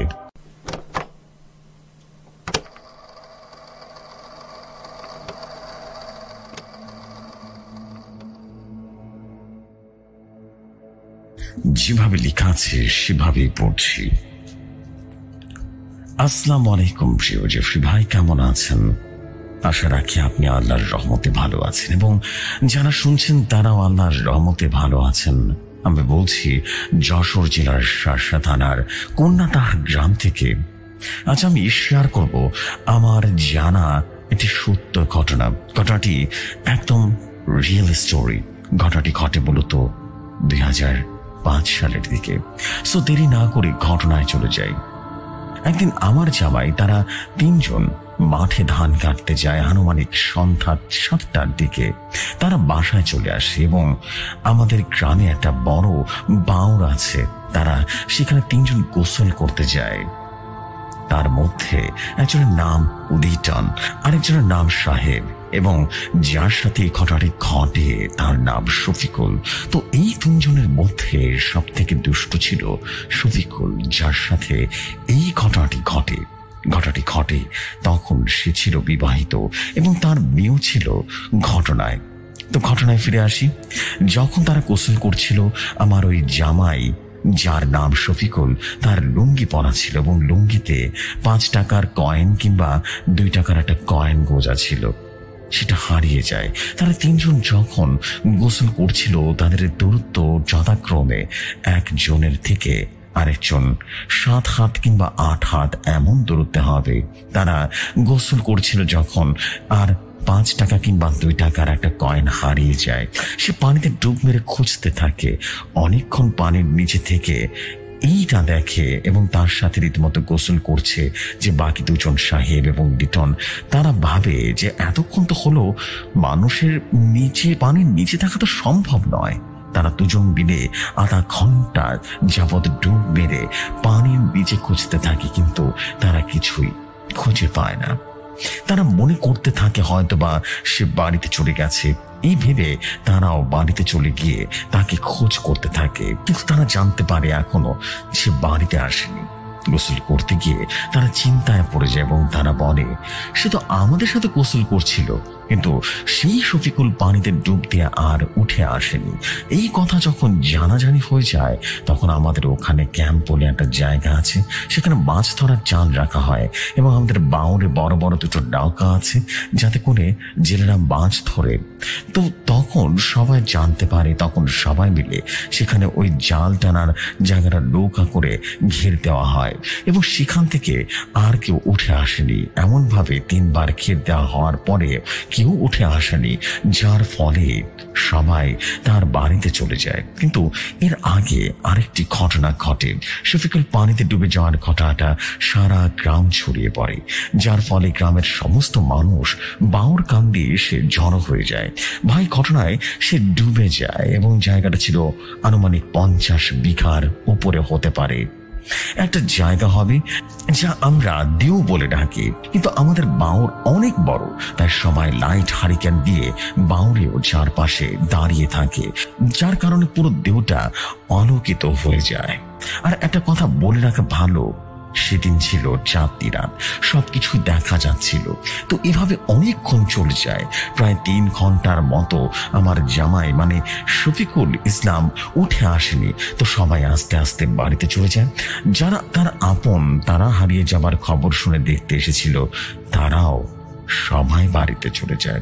তারা বাড়িতে চলে যাওয়ার পরে ঈশা পাগল নামে একটা লোক ছিল। ওই সময় রাত্রে গান গেতে গেতে আমাদের এদিকে আসছিল। সেই সময় 3 জন বাউর ধারে রীতিমতো বসেছিল, একজন মহিলা এবং তার 2 ছেলে। তো সেই মহিলা সেই ঈশা পাগলকে বলল, অনেক তো রাত হয়েছে, তুই বাড়িতে চলে যা, আজ আর এদিকে যাস না। সে তাদের কথা শুনে বাড়িতে চলে যায়। বাড়ি যাওয়ার কিছুক্ষণ পর শফিকুল সে সেখান থেকে পানিতে ডুবে যায়। তার থেকে 100 মিটার দূরে তারা 3 জন বসেছিল এবং তারা সেখানে বসেছিল, আমাদের ভাষায় কোমর বলে ডাকি। যা পানিতে অনেক কাঠ ডালাপালা এবং ঘেরা দিয়ে থাকে এবং মাছ সেখানে থাকে। এক কথায় বলা যায় যে মাছের আশ্রয়স্থল। তো কোমরে কিছুটা আগে অনেক পানিতে খাবি কাটতে দেখা যায়, যেমন করে কাতলা মাছ পানিতে খাবি কাটে, ঠিক তেমনই ভাবে সে পানিতে খাবি কাটছিল। তখন তারা তিনজন যারা বাঁ ছিল এবং উপরে বসেছিল তারা তাকে টের পায় এবং তাকে পানি থেকে তুলে উপরে নিয়ে আসে। এবং তারা যখন জ্ঞান ফিরে পায় মানে শফিকুল, তখন সে বলে, আমার গোলাপ ফুল কই? গোলাপ ফুল না হলে আমি পানিতে ডুবে যাব। এভাবে কিছুক্ষণ থাকার পর সে সুস্থ হয়ে যায় এবং বাড়িতে চলে যায়। এর মাঝে আরেকটা কথা বলে রাখা ভালো, যখন শফিকুলকে খুঁজে পাওয়া যাচ্ছিল না তখন তার বাড়ির লোক অনেক কান্নাকাটি করছিল। যাই হোক, যখন শফিকুল বাড়িতে চলে যায় তখন তার বাড়ির কাছে আর কেউ জিজ্ঞেস করে না যে কি হয়েছিল। হঠাৎ করে একদিন তাকে আমি দাদা বলি, সে শফিকুলের কাছে জিজ্ঞেস করে যে খোকা, তুই আজকে আমাদের কাছে একটা সত্য কথা বলতো, তুই যে পানির নিচে প্রায় 3 ঘন্টা যাবৎ ছিলি, তুই কোথায় ছিলি বাবা? সে তখন বলে, মানে শফিকুল বলে, আমি যেখানে গিয়েছিলাম অনেক বড় একটা বাজার ছিল এবং আমাকে অনেক ফলমূল খাওয়াতে দিচ্ছিল আর আমাকে অনেক কিছু দিয়েছিল, বদলে আমাকে তাদের কিছু দিতে হতো, তাদেরকে কিছু দিতে হতো। তার মানে এই না যে তারা আমার কাছ থেকে সোনা গোনা চাইতো, তারা হয়তোবা আমার বিয়ে অথবা আমার ছেলেকে নিয়ে যেত। তবে আমি সেখানে গিয়ে অনেক কান্নাকাটি করেছিলাম বাড়ি আসার জন্য, কিন্তু তাদের মধ্যে অনেকে বলেছিল যে ওকে যখন নিয়ে আসছি তখন ওকে আর ফেরত দেব না। তখন ওদের মধ্য থেকে আরো কয়েকজন বলল, না ওকে মেরো না, না ও মাওরা মানুষ, ওর বাপ মা কেউ নেই, ওকে আমরা দিয়ে আসি, কারণ ওর সংসার আছে, ছেলে মেয়ে আছে। তারা মূলত আমাকে দিতে চাইছিল অনেক সোনা গয়না, এ ধরনের দামি অলংকার, কিন্তু আমি কোনোভাবেই তা নেবার জন্য রাজি হইনি। এরপরে আমার আর কিছুই মনে নেই, তারা আমাকে যেখান থেকে নিয়ে গিয়েছিল ঠিক সেইখানে আমাকে রেখে যায় এবং আমি পানিতে ভাসতে থাকি। তারপর আমার আর কিছুই মনে ছিল না। তারপর যা হয়েছিল তোমরা তো সবই জানো। তো জেফরি ভাই যখন থেকে এই ঘটনাটি ঘটে তখন থেকে আজ পর্যন্ত আমার সে জামাই মানে শফিকুল বাউরের পানিতে আর গোসল করেনি। সে আজ 2 বছর যাবৎ মালয়েশিয়ার প্রবাসী। 2023 সালের দিকে সে মালয়েশিয়াতে চলে যায়। মালয়েশিয়া যাওয়ার আগে অবশ্যই সে বাউরাতে ডুব দিয়ে যায় এবং সে বাউর গার্ডের চাকরি করত। আবার মাঝে মাঝে যখন মাছ ধরা লাগতো বাউর তখন সে এসে মাছ ধরতেও যেত। তো এখন আর সে বাংলাদেশে নেই, প্রবাসে আছে। ঘটনাটি 100% রিয়েল স্টোরি, এক বিন্দু পরিমাণ বানানো নয়। এই ঘটনাটি আমাদের গ্রামে খুব চর্চিত একটা ঘটনা এবং বাউরের জীবন্ত বাউর যেখানে বাজি ধরে কেউ কখনো জিততে পারেনি। আমি তোর সাথে এত টাকা বাজি ধরলাম, এরপর থেকে আমি ওইখানে সাঁতার কাটতে যাব, এ ধরনের বাজি ধরে কেউ কখনো জিততে পারেনি। আর একটা কথা, যে জায়গাটার নাম, ওই জায়গাটা অনেক গভীর, চৈত্র মাসের সব জায়গা শুকিয়ে গেল, যে জায়গাটা ওই জায়গায় পানি কখনো শুকায় না, ওই জায়গাটা অনেক গভীর। তো আমরা ছোটবেলা থেকে শুনে এসেছি যে ওই জায়গায় ঝুটকি বুড়ি নামে একটা বুড়ি থাকে, যারা আজও সত্য কিনা আমরা জানি না, কিন্তু শুনে এসেছি। আর একটা কথা ভাই, আমাদের এই বাউরকে নিয়ে অনেক ঘটনা আছে। যেমন আগেকার দিনে মানুষের বাড়িতে ভিন্ন অনুষ্ঠান হতো, তো মানুষকে খাওয়ানোর জন্য থালা বাসনের প্রয়োজন হতো। তো কেউ যদি বাউরে কান্দা গিয়ে আসতো যে আমার বাড়িতে কালকে অনুষ্ঠান হবে, কিছু জিনিস লাগবে, সে ব্যক্তির যা যা লাগবে তা চলে আসতো। আর এভাবে একদিন একটা অনুষ্ঠানে একদিন লোক একটা সোনার চামচ চুরি করে নিয়ে যায়। তো যখন সে ওই থালা বাসনগুলো ফেরত নিয়ে আসে তখন তা পানিতে চলে যায়। তো ওই দিন রাতে সে ব্যক্তির স্বপ্নে দেখে অমুক ব্যক্তি একটা সোনার চামচ চুরি করে নিয়ে গেছে। তো তার পরের দিন বাড়িতে অনুষ্ঠান হয়েছিল, যে স্বপ্নে দেখেছে ও চুরি করেছে এবং সোনার চামচ তার বাড়িতে গিয়ে সেই সোনার চামচটা দিয়ে আসে এবং পানিতে নিয়ে আসে। এরপর থেকে যেই বলতো যে আমার বাড়িতে অনুষ্ঠান আছে, বলার পরে আর থালা বাসন উঠে আসতো না। মূলত থালা বাসন উঠে না আসার কারণ হলো একজন ব্যক্তির লোভে পড়ে একটা সোনার চামচ চুরি করেছিল এবং এরপর থেকে আর কখনো সেরকম জিনিসপত্র আসা বন্ধ হয়ে যায়। মানুষের লোভে পড়ে চুরি করে এবং যার ফলে এই জিনিসগুলো আসা বন্ধ হয়ে যায়। যে ভাই ঘটনাটি যদি সিলেক্ট হয় কততম পর্বে শেয়ার করবেন জানিয়ে দিবেন। আমি ইসরাফিল বলছিলাম, কন্যাদাহা গ্রামে থেকে বলছি। আপনি ভালো থাকবেন, অবশ্যই ভালো রাখবেন আপনার চারপাশকে। ঘটনাটি যদি সিলেক্ট হয়ে থাকেন আমাকে জানাবেন। আর আরো অনেক ঘটনা সত্য আছে আমার কাছে পর্যায়ক্রমে আমি লিখে পাঠাবো ভাই। আমি অনেক দিন থেকে যে গল্পগুলো আপনি পড়ে শোনান সেই গল্পগুলো আমি শুনি এবং আমার গল্পগুলো শুনতে অনেক বেশি ভালো লাগে। তো ভাই আরেকটা কথা, জিনের ঘটনা আমার অনেক ভালো লাগে, কিন্তু ঘটনাটা এখন আর শেয়ার হয় না। লাইভ ঘটনা বলতে শোনা হয় না, পরে আমি ঘটনা ডাউনলোড করে শুনে অনেক ভালো লাগে। তো আশা করি অনেক অনেক নতুন নতুন ঘটনা শোনাবেন। আমি সময় পেলে অবশ্যই আপনার কাছে আরো ঘটনা লিখে পাঠাবো। আসসালামু আলাইকুম, আল্লাহ হাফেজ, আল্লাহর রহমতে ভালো থাকবেন। আসসালামু আলাইকুম।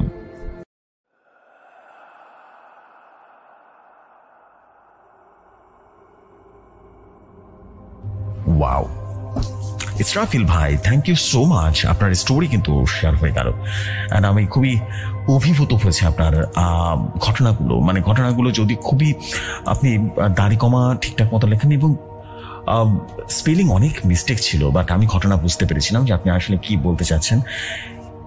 অসম্ভব রকম ভালো লেগেছে, বিশ্বাস করুন, গায়ে কাঁটা দিয়ে উঠছে। আমার এই ধরনের ঘটনা খুব পছন্দ, রিয়েল স্টোরি, মানে এক প্রকার অনেকটা গ্রাম বাংলার ভূতের গল্পের মতো আর কি শোনায় এবং ঘটনাটা অনেক সুন্দর ছিল।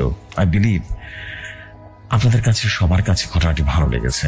So this the fact. আমি অনেক অনেক ধন্যবাদ জানাবো আপনাকে এবং বলবো যে আপনার কাছে যদি এরকম আরো অনেক স্টোরি থাকে, real story, definitely real story, then আমি ডেফিনেটলি পড়ে শোনাতে ইচ্ছুক এবং ডেফিনেটলি আমি পড়ে শোনাবো। আপনাকে অসংখ্য ধন্যবাদ এই অজানা মাকলুকাতের ঘটনা বা রহস্যময় ঘটনা এবং সর্বশেষ যে ঘটনা বলেছেন এই যে সোনার চামচের সেই ঘটনাটা, এটা আসলেই ঘটেছে এবং অনেক জায়গায় ভিন্ন ভিন্নভাবে এই ঘটনাটি প্রচলিত। কেউ কখনো বলে এই জায়গাটার মানে এই ঘটনার এক্সাক্ট প্লেসটা আমার মনে হয় না কারো জানা আছে কিনা জানি না। কেউ বলেছে ফরিদপুরের একটা ঘটনা এটা, আবার কেউ বলেছে বাইশের দিঘি নামের একটা জায়গার ঘটনা, আবার কেউ কেউ বলেছে রাজশাহীর ঘটনা।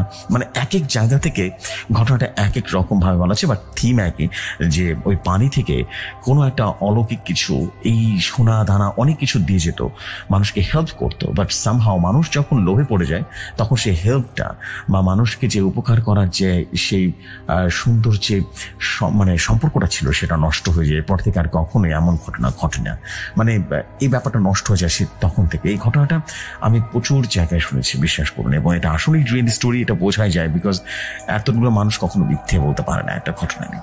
লাস্ট টাইম আমাদের অফিসের স্টোরি টেলার আমাদের শাকমত হোসেন ভাই এই ঘটনাটা আমাকে শেয়ার করেছিলেন। So thank you very much আপনাকে এই ঘটনার জন্য। আমি চলে যাচ্ছি আমাদের আজকের এপিসোডে আরেকটি ঘটনা, আশা করছি ঘটনাটি ভালো লাগবে। চলে যাই ঘটনায়।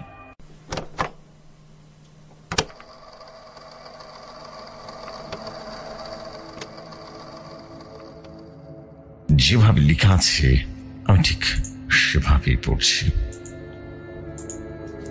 কেমন আছেন জেফরি ভাই? আশা করি আপনি ভালো আছেন। 2 বছর ধরে আমি শুধু ভৌতিক কথার গল্পগুলো শুনে আসছি, এখন পর্যন্ত গল্প পাঠায়নি।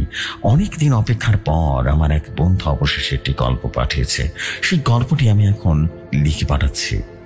এসব কথা বাদ দিয়ে আমার ঠিকানাটা দিয়ে দিই। আমার নাম মোর্শেদ আলম, আমার বাড়ি জামালপুর জেলার বেলান্দ উপজেলার 3 নম্বর বাহামতপুর ইউনিয়নের কোন একটি গ্রামে বসবাস করি। গল্পে চলে যাই। গল্পের নাম তান্ত্রিক জিন এবং ভূতের বাংলোদেব। লেখাতে কোনো ভুল ছুটি হলে ক্ষমা সুন্দর দৃষ্টিতে দেখবেন। গ্রীষ্মের ছুটি মানেই শহরের ধুলো ধোয়া থেকে মুক্তি।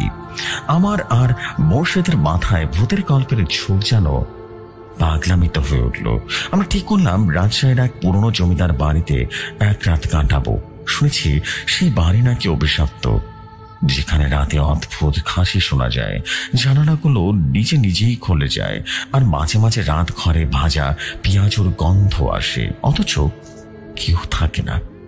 মহিমা মানে আমি একটু সাহসী স্বভাবের, কিন্তু বেশ গাঁজাখুরি গল্প শুনে সন্দেহ হয়। আর বসে সে কেবল ভয় পায়, পেট ব্যথায় অজুহাত খোঁজে। সন্ধ্যায় পৌঁছালাম আমরা। বাড়ির চেহারাটা এমন দেখলে মনে হয় যে কেউ ঢুকলেই 10 বছর বেড়ে যায়। কাঁটাতারের বেড়া, অন্ধকারের বারান্দা, আর এক কোণে পড়ে থাকা ধুলো মাখা দোলনা, যেন সেই দোলনা এখনো কেউ বসে বসে তুলছে। আমরা ঢুকতে সে কুকুরটা হঠাৎ কোথা থেকে যেন গম্ভীর গলায় ডেকে উঠল। তারপর আরেকটা আওয়াজ, এবার মানুষের হাসির মতো। মোর্শেদ কেঁপে কেঁপে উঠল আর বলল, দোস্ত, আমি গ্যারান্টি দিতেছি এই হাউ হাউ কিন্তু শব্দ মানুষের না। আমার টর্চলাইট তখনই বন্ধ হয়ে গেল, আর ঠিক তখনই একজন কুজো বুড়ি ধীরে ধীরে আমাদের সামনে এসে দাঁড়ালো। সাদা শাড়ি, লালচে চোখ, হাতে ধোয়া ওঠা থুমচি। আমরা জমে গেলাম। আমি ফিসফিস করে বললাম, বসেদ, লাগছে ভূতের লঞ্চ টাইম শুরু হয়ে গেছে। কিন্তু বুড়ি হঠাৎ বলে উঠল, বহু বছর ধরে কেউ আইল, আজকে রাতটা খুব গুরুত্বপূর্ণ। আমার গলা শুকিয়ে গেল। আমি সাহস করে জিজ্ঞেস করলাম, আপনি কে? আমি সুধা, এই বাড়ির কেয়ারটেকার ছিলাম, মরার পরেও চাকরি সারি নাই। তারপর এককাল হাসি, এমন এক হাসি, গা হিম করা একটা হাসি, আর বলল, তবে আজ আমাদের কিছু দেখানোর আছে। ঘরের একদম পেছন দিয়ে গেল আমাদেরকে। দরজার পেছনে লুকানো এক গোপন কক্ষ। সেখানে পড়েছিল অদ্ভুত সব ছবি, ছাই, তাবিজ, রক্তের দাগ, আর একদিকে বসে এক লোক, কালো ধুতি পরা, চোখ লাল, পেটানো শরীর। তিনি ছিলেন একজন তান্ত্রিক জিম। হ্যাঁ, নামটা শুনেই আমার কেমন যেন হেসে ফেললাম। তান্ত্রিক আমার জিম নাম? মোর্শেদ ফিসফিস করে বলল, দোস্ত, একটা ভূতের নাম ঠিক কর, জিম ইন্সট্রাক্টর। এমন ভাবে হাসাহাসি করছিল, কিন্তু জিম আমাদের দিকে তাকিয়ে কড়া গলায় বলল, আসিস সময় শেষ। এই বাড়িতে তামসিক আত্মা জেগে উঠেছে, ওরা আজ রাতে অবতার খুঁজবে। যদি ভুল মানুষকে বেঁচে ফেলে, কেউ ফিরে আসবে না রে। মোর্শেদ কেঁপে উঠে বলল, আমি অবতার না ভাই, আমি গরিব মানুষ। জিম একটা কাঁচের পাত্র বের করলো, তাতে ধোঁয়া উঠতে লাগলো। ভেতর থেকে মুখ দেখা গেল তীব্র ঘৃণা বিষানো সে দৃষ্টি, আর সেই মুখটা অবিকল মোর্শেদের মতো। এ আত্মা তোকে চাই, জিম বলল। মাহিম তখন সাহস করে বলে উঠল, তোকে চায় মানে? দোস্ত, তুই কি মরে কি করেছিস বুঝলাম না তো। মোর্শেদ কাঁদতে কাঁদতে বলল, আমি একবার ভুল করে ফ্রিজে কোলা আত্মীয়দের না দিয়ে একা খেয়েছিলাম, ওটাই হয়তো বা অভিশাপ হয়েছে। তান্ত্রিক জিম বলল, ওকে বাঁচাতে হলে রাত ভর কিছু রীতি পালন করতে হবে। 3 বার সঙ্গ বাজাতে হবে, ছায়াকে আর তার ছায়া থেকে আলাদা করতে হবে। আর এই পুরনো জিম রুমে রীতিমতো আত্মার সঙ্গে বহুবারের মতো কবজি যুদ্ধ করতে হবে। মাহিমা চিৎকার করে উঠল, ভাই, ভূতের সঙ্গে আর্ম রেসলিং। জিম গম্ভীর মুখে বলল, ও দেবরাজ মরণকালে ডাম্বেল ফেলেছিল মাথায়, তখন থেকে এই বাড়িতে বাসা বেঁধেছে। রাত ভর হাসি, আতঙ্ক, জিম রুমের দরজা, ভূতের ছায়া, শঙ্খের শব্দ আর কবজি যুদ্ধের রুদ্র শ্বাস পার করে আমরা শেষমেশ ভোরে আত্মাটিকে বিদায় করতে পারলাম। জিম মৃদু এসে বলল, তোমরা সাহসী, তবে এ বাড়ির রহস্য শেষ হয়নি। সুধা দাদি তখন আমাদের দিকে চেয়ে বললেন, এখানে যারা আসে তাদের মনে আমি একটা ঘর বানিয়ে রাখি। দেখা হবে আবার অন্য এক গল্পে।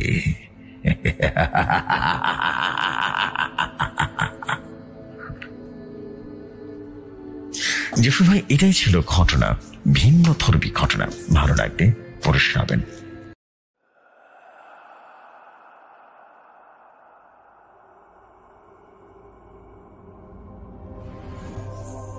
থ্যাংক ইউ ভেরি মাচ আপনার অদ্ভুত স্টোরিটার জন্য। দ্যাট ইজ ইউনিক, বাট একই সাথে একটু হাস্যকর টাইপের, মানে অনেকটা ফানি টাইপের স্টোরি, বাট লাস্টের দিকে একটা ক্রিপি ব্যাপার আছে। বিকজ আলটিমেটলি গল্পের ভেতরেই এবং গল্পের শেষে সবাই কিন্তু আটকেই গেছে হাসতে হাসতে, অনেকটা মরণ খেলার মতো। গল্পটা বেশ, আমি বলবো আমার জায়গা থেকে বেশ বেশ শেষের দিকে একটা ক্রিপি একটা ব্যাপার ছিল, একটা ক্রিপি একটা ভাইব ছিল।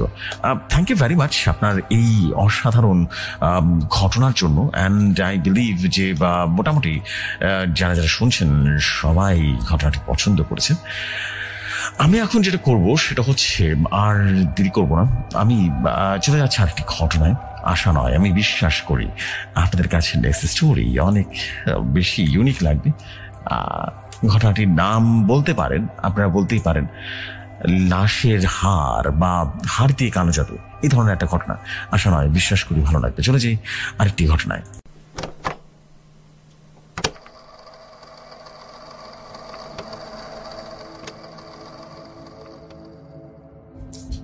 যেভাবে লেখা আছে সেভাবেই পড়ছি।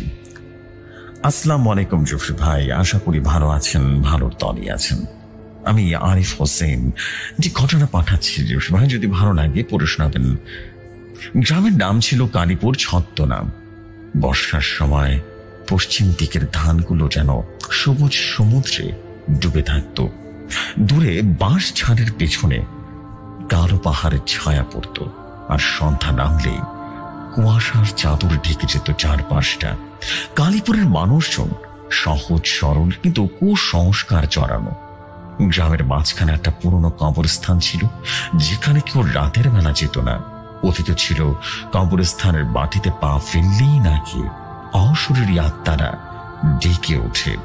রহিম মিয়া ছিলেন গ্রামের একজন সম্মানিত মানুষ, বয়স 60-এর কাছাকাছি, তবে শরীরে এখনো যৌবনের জোর আছে। তিনি ছিলেন গ্রামের মসজিদের মুয়াজ্জিন, আর পাশাপাশি একটু আধটু তাবিজ কবজের কারবার জানতেন আর কি। তার ছোট্ট মাটির ঘরের পাশে একটা আম গাছ ছিল, যেখানে তিনি সন্ধ্যার পর বসে গ্রামের লোকজনের সমস্যার কথা শুনতেন। কিন্তু রহিম মিয়ার মনে একটা অস্থিরতা ছিল, যা কেউ টের পেত না। তিনি বিশ্বাস করতেন মানুষের দুঃখ কষ্ট দূর করবার জন্য শুধু তোয়া দরদি যথেষ্ট নয়, কখনো কখনো আরো গভীর কিছু প্রয়োজন হয়। এক সন্ধ্যায় বৃষ্টির ঝিরঝিরি শব্দের মধ্যে রশিদ এলো রহিম মিয়ার কাছে। রশিদ ছিল গ্রামের একজন দিন মজুর, বয়স 30-এর কাছাকাছি। তার চোখে মুখে এক অস্বাভাবিক ভয়। হাতে একটা পুরনো কাপড়ের পুটলি, যেটা সে শক্ত করে ধরে রেখেছিল। মিয়া ভাই, আমারে বাঁচান। রশিদের গলা কাঁপছিল। আমার বউ, ওর মধ্যে কিছু একটা ঢুকে পড়ছে। রাত হলেই অন্যরকম কথা কয়, চোখ লাল হয়ে যায় আর দাবাদাবি করে। আমি ওর আর থাকতে পারতেছি না। রহিম মিয়া ভ্রু কুচকে তাকালেন আর বললেন, কি কথা কয়? তুই ঠিক মতো বলো তো আমাকে। রশিদ মাটির দিকে তাকিয়ে বলল, ও বলে ওরা আমারে ডাকে, মাটির নিচে থেকে ডাকে। আমি ভাবতেছিলাম এইটা হয়তো বা পাগলামি, কিন্তু রশিদ থামলো। তারপর পুটিটা খুলে একটা ছোট্ট হাড় বের করলো। হাড়টা দেখে রহিম মিয়ার চোখ কপালে উঠল। একটু সরু হয়ে গেল। এটা কোনো পশুর হাড় নয়, এটা মানুষের হাড়। এটা কই পাইলা? রহিম মিয়ার গলায় কঠোরতা। কবরস্থানের কাছে, আমি ধান খাতে কাজ করতে গেছিলাম, মাটি খুঁড়তে গিয়ে এইটা পাইছি। রশিদের কণ্ঠে ভয় আর অপরাধ বোধ মিশেছিল। আমি জানি না এটা কার, কিন্তু এটা পাওয়ার পর থেকে আমার বউ কেমন জানি করতেছে। রহিম মিয়া হাড়টা হাতে নিয়ে ঘুরে ফিরিয়ে দেখতে লাগলেন। এটা একটা মানুষের হাড়ের মতো হাড়, ছোট্ট, হয়তোবা কোনো তরুণ বা তরুণীর হবে। তিনি গভীরভাবে ভাবলেন, গ্রামে অনেক পুরনো কথা প্রচলিত ছিল, ব্ল্যাক ম্যাজিক, তন্ত্র মন্ত্র, মৃতদের আত্মাকে জাগানো, এসব গল্প তিনি ছোটবেলা থেকে শুনে এসেছেন। কিন্তু এই হাড়টা যেন কিছু একটা বলতে চাইছিল। এই, তুমি এটা আমার কাছে রেখে যাও, কেমন? রহিম মিয়া বললেন। আর শোনো, কাউরে এই কথাটা বলবো না, আমি দেখি কি করা যায়। রশিদ মিয়া মাথা নেড়ে চলে গেল। রহিম মিয়া হাড়টা হাতে নিয়ে বসে রইলেন। বাইরে বৃষ্টি থেমে গিয়েছিল, কিন্তু বাতাসের একটা ঠান্ডা ছোঁয়া ছিল। তিনি ঘরের কোণে একটা পুরনো কাঠের বাক্স খুললেন। ভিতরে ছিল কিছুটা পুরনো তাবিজ, কয়েকটা শুকনো ফুল আর একটা ছোট্ট পুঁথি, মানে একটা বই। তিনি হারটা বাক্সের মধ্যে রেখে ঢাকনা বন্ধ করে দিলেন, কিন্তু মনে মনে এক প্রকার অস্বস্তি দানা বাঁধতে শুরু করলো। পরের দিন সকালে গ্রামের খবর ছড়িয়ে পড়ল। রশিদের বউ সালমা রাতে নিজের ঘরে আগুন লাগিয়ে দিয়েছিল। সে নাকি আগুনের মধ্যে দাঁড়িয়ে হাসছিল আর বলছিল ওরা এখন মুক্ত। গ্রামের লোকজন তাকে বাঁচাতে পারেনি। সালমার মৃত্যু গ্রামের মানুষের মনে এক অজানা ভয় জাগিয়ে তুলল। রহিম মিয়া যখন খবরটা শুনলেন তিনি চুপ করে রইলেন। তার মনে হচ্ছিল এই হারের সঙ্গে সালমার মৃত্যুর কোন এক যোগসূত্র আছে। তিনি সিদ্ধান্ত নিলেন এই হারের রহস্য তিনি উদ্ঘাটন করেই ছাড়বেন। কালীপুর গ্রামে সালমার মৃত্যুর পর অস্বাভাবিক নীরবতা নেমে এলো। মানুষজনের ফিসফাস কথা বলতো, যেন কথা বললেই কিছুটা জেগে উঠবে। রহিম মিয়া ঠিক করলেন তিনি কবরস্থানে যাবেন। তার মনে একটা প্রশ্ন বারবার ঘুরছিল, এই হারটা কার আর কেনই বা এটা রশিদের হাতে এসেছে? কবরস্থানে যাওয়ার আগে তিনি গ্রামের একজন পুরনো বাসিন্দা হাজি শফিউল্লাহর সঙ্গে দেখা করলেন। শফিউল্লাহ ছিলেন গ্রামের ইতিহাসের জীবন্ত গ্রন্থ বা সবচেয়ে বয়োজ্যেষ্ঠ মানুষ। বয়স ৮০-র কাছাকাছি, তবু তিনি স্মৃতিতে ছিল ধারালো। রহিম মিয়া তার কাছে গিয়ে সরাসরি প্রশ্ন করলেন, আব্বা, কবরস্থানের কথা কিছু জানেন? কোনো পুরনো ঘটনা যেটা আমরা জানি না? শফিউল্লাহ চাচা চোখ বন্ধ করে কিছুক্ষণ ভাবতে শুরু করলেন, তারপর ধীরে ধীরে বললেন, তুমি কি আর এর কথা বলতেছ? কারো আর পাইছো নাকি? রহিম মিয়া অবাক হলেন আর বললেন, আপনি জানলেন কিভাবে? আমি অনেক কিছুই জানি রহিম। কালীপুরের মাটি শান্ত না। অনেক বছর আগে আমার বাপের আমলেও এমন ঘটনা ঘটেছিল। একটা মেয়ে ছিল, নাম ছিল রাবেয়া। ওরে গ্রামের লোকজন কালো জাদুর জন্য হত্যা করেছিল, বলি দিয়েছিল। ওর লাশ কবরস্থানে পোতা হয় নাই, কোথাও ফেলে দেওয়া হয়েছিল। শফিউল্লাহ থেমে গেলেন। ওর আত্মা এখনো ঘুরে বেড়ায়। রহিম মিয়ার কথাটা শুনে গা শিউরে উঠল। তিনি জানতে চাইলেন, কিন্তু এই হার, এটা কি রাবেয়ার? শফিউল্লাহ মাথা নেড়ে বললেন, জানি না, তবে তুমি যদি হার পেয়েছো তাহলে ওই মাটি তোমাকে ডাকছে। সাবধানে থেকো রহিম, সাবধানে থেকো। রাতে রহিম মিয়া কবরস্থানে গেলেন। তার হাতে একটা লণ্ঠন আর পকেটে সেই হার। কবরস্থানের চারপাশে ঘন কুয়াশা, দূরে কুকুরের ডাক শোনা যাচ্ছিল। তিনি ধীরে ধীরে হাঁটতে লাগলেন। মাটির দিকে তাকিয়ে হঠাৎ তার পায়ের নিচ থেকে একটা কড়কর আওয়াজ হলো, কি যেন ভেঙে পড়ার আওয়াজ। তিনি লণ্ঠন তুলে দেখলেন আর একটা হার, এবার একটা পাঁজরের হার। তিনি তাড়াতাড়ি হারটা তুলে পকেটে রাখলেন, কিন্তু তখনই তিনি শুনলেন একটা ফিসফিসে আওয়াজ, আমার হার ফিরায় দে।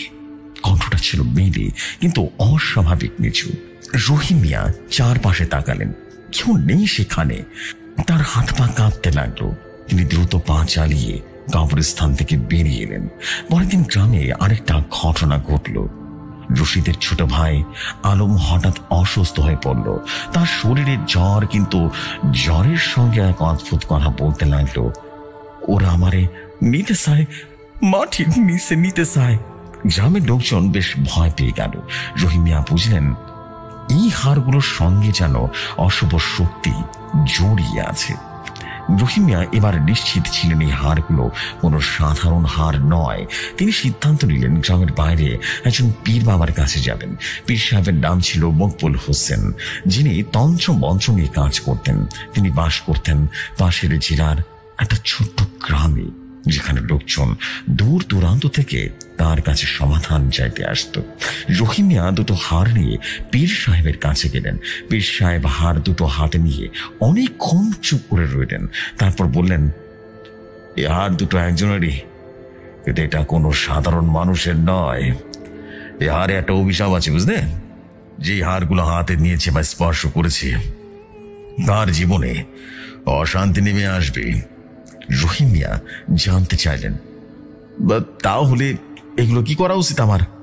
পীর সাহেব জানালেন, এই হাড়গুলো যেখান থেকে পাওয়া গেছে না, সেখানে ফিরিয়ে দিতে হবে, কিন্তু তার আগে একটা পুজোর ব্যবস্থা করতে হবে, তা না হলে অভিশাপ কিন্তু ছড়িয়ে পড়বে। রহিম মিয়া ফিরে এলেন গ্রামে। তিনি গ্রামের কয়েকজন প্রবীণকে নিয়ে কবরস্থানে ছোট একটা রিচুয়াল করার কথা ভাবলেন, এবং রিচুয়ালটা করার সময় অদ্ভুত ঘটনা ঘটলো। আকাশে মেঘ জমে গেল, আর হঠাৎ একটা ঝড় উঠলো। রিচুয়ালের আগুন নিভে গেল এবং একটা অদ্ভুত গন্ধ ছড়িয়ে পড়লো। গ্রামের লোকজন ভয় পালাতে লাগলো। রহিম মিয়া একাই দাঁড়িয়ে রইলেন। তিনি শুনতে পেলেন সেই ফিস ফিস শব্দটা, আমারে ফিরায় দে, আমারে ফিরায় দে আমার অংশ, আমারে শান্তি দে। এবার কণ্ঠটা আরো কাছে। তিনি পেছন ফিরে তাকালেন, কেউ নেই সেখানে, তবে মাটির উপর একটা ছায়া দেখা গেল, যেন কেউ দাঁড়িয়ে আছে। রহিম মিয়া আর সাহস করলেন না। তিনি দৌড়ে বাড়ি ফিরে এলেন, কিন্তু তার ঘরে পৌঁছে তিনি দেখলেন তার কাঠের বাক্সটা খোলা, ভেতরে হাড় দুটো নেই। রহিমের ভয় যেন আরো বেশি বাড়তে লাগলো। হাড় দুটো কিভাবে উধাও হলো? তিনি গ্রামের লোকজনের সঙ্গে কথা বলে জানলেন গ্রামে আরো অদ্ভুত ঘটনা ঘটছে। কয়েকজন দাবি করলো তারা রাতে কবরস্থানের কাছে একটা মেয়ের ছায়া দেখেছে। কেউ কেউ বললো তারা মাটির নিচ থেকে কান্নার শব্দ শুনেছে। রহিম মিয়া সিদ্ধান্ত নিলেন তিনি এই রহস্য যেভাবে হোক শেষ করে ছাড়বেন। তিনি আবারও কবরস্থানে গেলেন, এবার একা গেলেন। রাত তখন গভীর। তার হাতে একটা লণ্ঠন আর পকেটে কিছু তাবিজ ছিল। তিনি কবরস্থানের মাঝখানে দাঁড়িয়ে বললেন, কে তুমি? এ চাও, সত্যি করে বলো। হঠাৎ বাতাসটা থেমে গেল, চারপাশে অস্বাভাবিক নীরবতা। তারপর মাটির নিচ থেকে একটা শব্দ এলো, যেন কেউ কেউ কিছু করছে। রহিম মিয়ার হাত থেকে লণ্ঠন পড়ে গেল। তিনি দেখলেন মাটি ফুঁড়ে একটা হাত বেরিয়ে এলো। হাতটা ধীরে ধীরে উঠে আসছে, আর তার সঙ্গে একটা মেয়ের মুখ। মুখটা ছিল ফ্যাকাশে, চোখ দুটো কালো গর্তের মতো। তুমি তুমি আমার হাড় চুরি করেছ, মেয়েটা বলল। তার কণ্ঠে কোনো জীবন ছিল না। আমার শান্তিতে। রহিম মিয়া ভয় পিছিয়ে গেল। তিনি বুঝলেন মেয়েটা রাবেয়া। তিনি বললেন, আমি তোমার হাড় চুরি করি নাই, আমি শুধু বুঝতে চাইছিলাম এটা কার। মেয়েটা হাসলো, একটা বিভৎস হাসি। সে বলল, তুমি বুঝতে চাও? তাহলে আমার সঙ্গে আসো। রহিম মিয়া বুঝতে পারলেন তিনি আর পালাতে পারবেন না। তিনি মেয়েটার পেছনে পেছনে হাঁটতে লাগলেন। মেয়েটা তাকে কবরস্থানের একটা কোণে নিয়ে গেল, যেখানে পুরনো গাছের গোড়ায় মাটি খোঁড়া ছিল। সেখানে আরো কয়েকটা হাড় ছড়িয়ে ছিটিয়ে ছিল। এগুলো আমার হাড়, মেয়েটা বলল। আমার পুরাইতেছিল, আমার হাড় সরাই দিছিল, আমি শান্তি পাই নাই। রহিম মিয়া বুঝলেন এই হাড়গুলো একত্রিত করে রাবিয়ার আত্মাকে শান্তি দিতে হবে। তিনি হাড়গুলো সংগ্রহ করলেন আর একটা ছোট্ট কবর খুঁড়ে সেখানে পুঁতে রাখলেন। তারপর তিনি দোয়া পড়তে শুরু করলেন যেন রাবিয়ার আত্মা শান্তি পেয়ে যায়। কিন্তু যখন তিনি ফিরে তাকালেন দেখলেন মেয়েটা আর সেখানে নেই, তবে মাটির উপর একটা ছায়া পড়ে রয়েছে, যেন কিছু তার পেছনে দাঁড়িয়েছিল। তিনি পেছন ফিরতে দেখলেন রশিদ দাঁড়িয়ে আছে, তার চোখ দুটো লাল আর হাতে একটা কোদাল।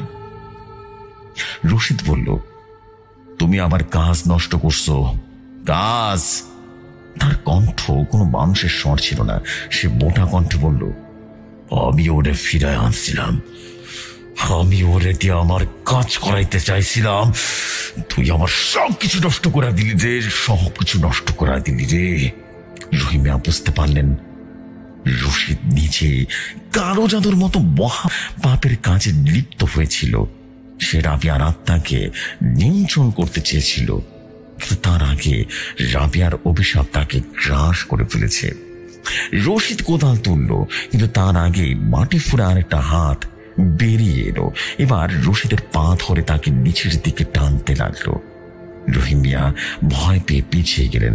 তিনি শুনতে পেলেন রশিদের চিৎকার ধীরে ধীরে মিলিয়ে যাচ্ছে। পরের দিন গ্রামের লোকজন কবরস্থানে রশিদের মৃতদেহ পেল। তার মুখে একটা ভয়ঙ্কর হাসি আর তার হাতে একটা ছোট্ট হার। রহিম মিয়া এরপর থেকে আর কখন কবরস্থানে যাননি। তিনি তার বাকিটা জীবন কাটিয়েছিলেন নীরবে, নিস্তব্ধে। কিন্তু তার মনে সবসময় একটা প্রশ্ন ঘুরপাক করতে থাকে, রাবিয়া কি সত্যি শান্তি পেয়েছিল নাকি তার অভিশাপ এখানে কালীপুরের মাটিতে লুকিয়ে আছে? আরেকটা প্রশ্ন ঘুরপাক করতে থাকে, কেন কালো জাদুর মতো একটা মহাপাপকে বেছে নিয়েছিল? তার মানে এটাই সত্য যে তার স্ত্রী হয়তোবা তার কালো জাদুর বলি হয়েছিল। জেফরি ভাই, এটাই ছিল গল্প। যদি গল্পটি ভালো লাগে আপনি আপনার তরাজ কণ্ঠে পড়ে শোনাবেন। আমি আরিফ হোসেন বলছি খুলনা থেকে। এই প্রথমবার ভৌতিক কথায় কোনো ঘটনা আমি পাঠালাম। যদি ঘটনাটি সিলেক্টেড হয় প্লিজ জানাবেন। আমার পরিবার বর্গ নিয়ে আপনার এই ঘটনাটি শুনতে বসে যাব। বিশ্বাস করুন, প্রতিদিন অপেক্ষা করি কখন আপনার ঘটনা আসবে, কখন আপনার কণ্ঠটা শুনবো। এক নেশা ধরে গেছে আপনার গল্পে। আসসালামু আলাইকুম, এখানে বিদায় নিচ্ছি। ভালো থাকবেন ভাইয়া।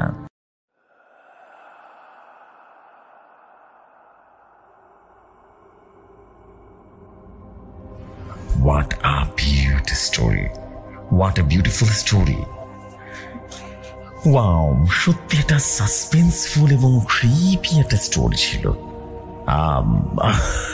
আমি আসলে কি বলবো, I don't have any idea, because story যখন ভালো হয় না তখন আমি শুধু চুপ হয়ে যাই যে কি বলা উচিত স্টোরি নেই। বিকজ আমার পছন্দ হয়েছে স্টোরিটা, হেভি জোস একটা স্টোরি ছিল। জোস জোস, ওয়াও, সেই রকমের স্টোরি ছিল ম্যান, ফাটাফাটি। এই ঘটনাটা খুব সুন্দর ছিল, ব্ল্যাক ম্যাজিকের একটা আলাদা একটা ব্যাপার স্যাপার ছিল এবং খুব সাসপেন্সফুল ছিল। এবং লাস্টে যখন উদ্ধার হলো যে oh my god that was the main criminal, oh my god that was the moment. Wow, just উড়ে গেছে স্টোরিটা ম্যান, বিশ্বাস করেন অনেক ভালো লাগছে, অনেক ভালো লাগছে। গ্রেট জব অ্যান্ড সিরিয়াসলি অনেক ভালো লাগলো। Thank you very much, thank you very much bro. So আপনার পরবর্তী ঘটনার অপেক্ষায় থাকবো আমি, অ্যান্ড ডেফিনেটলি দারুণ কিছু হয়ে যাবে। আমি আর দেরি করবো না, আমি চলে যাচ্ছি আমরা আজকের এপিসোডের আরেকটা স্টোরিতে। ছোট স্টোরি, আশা করছি ভালো লাগবে। চলে যে ঘটনায়।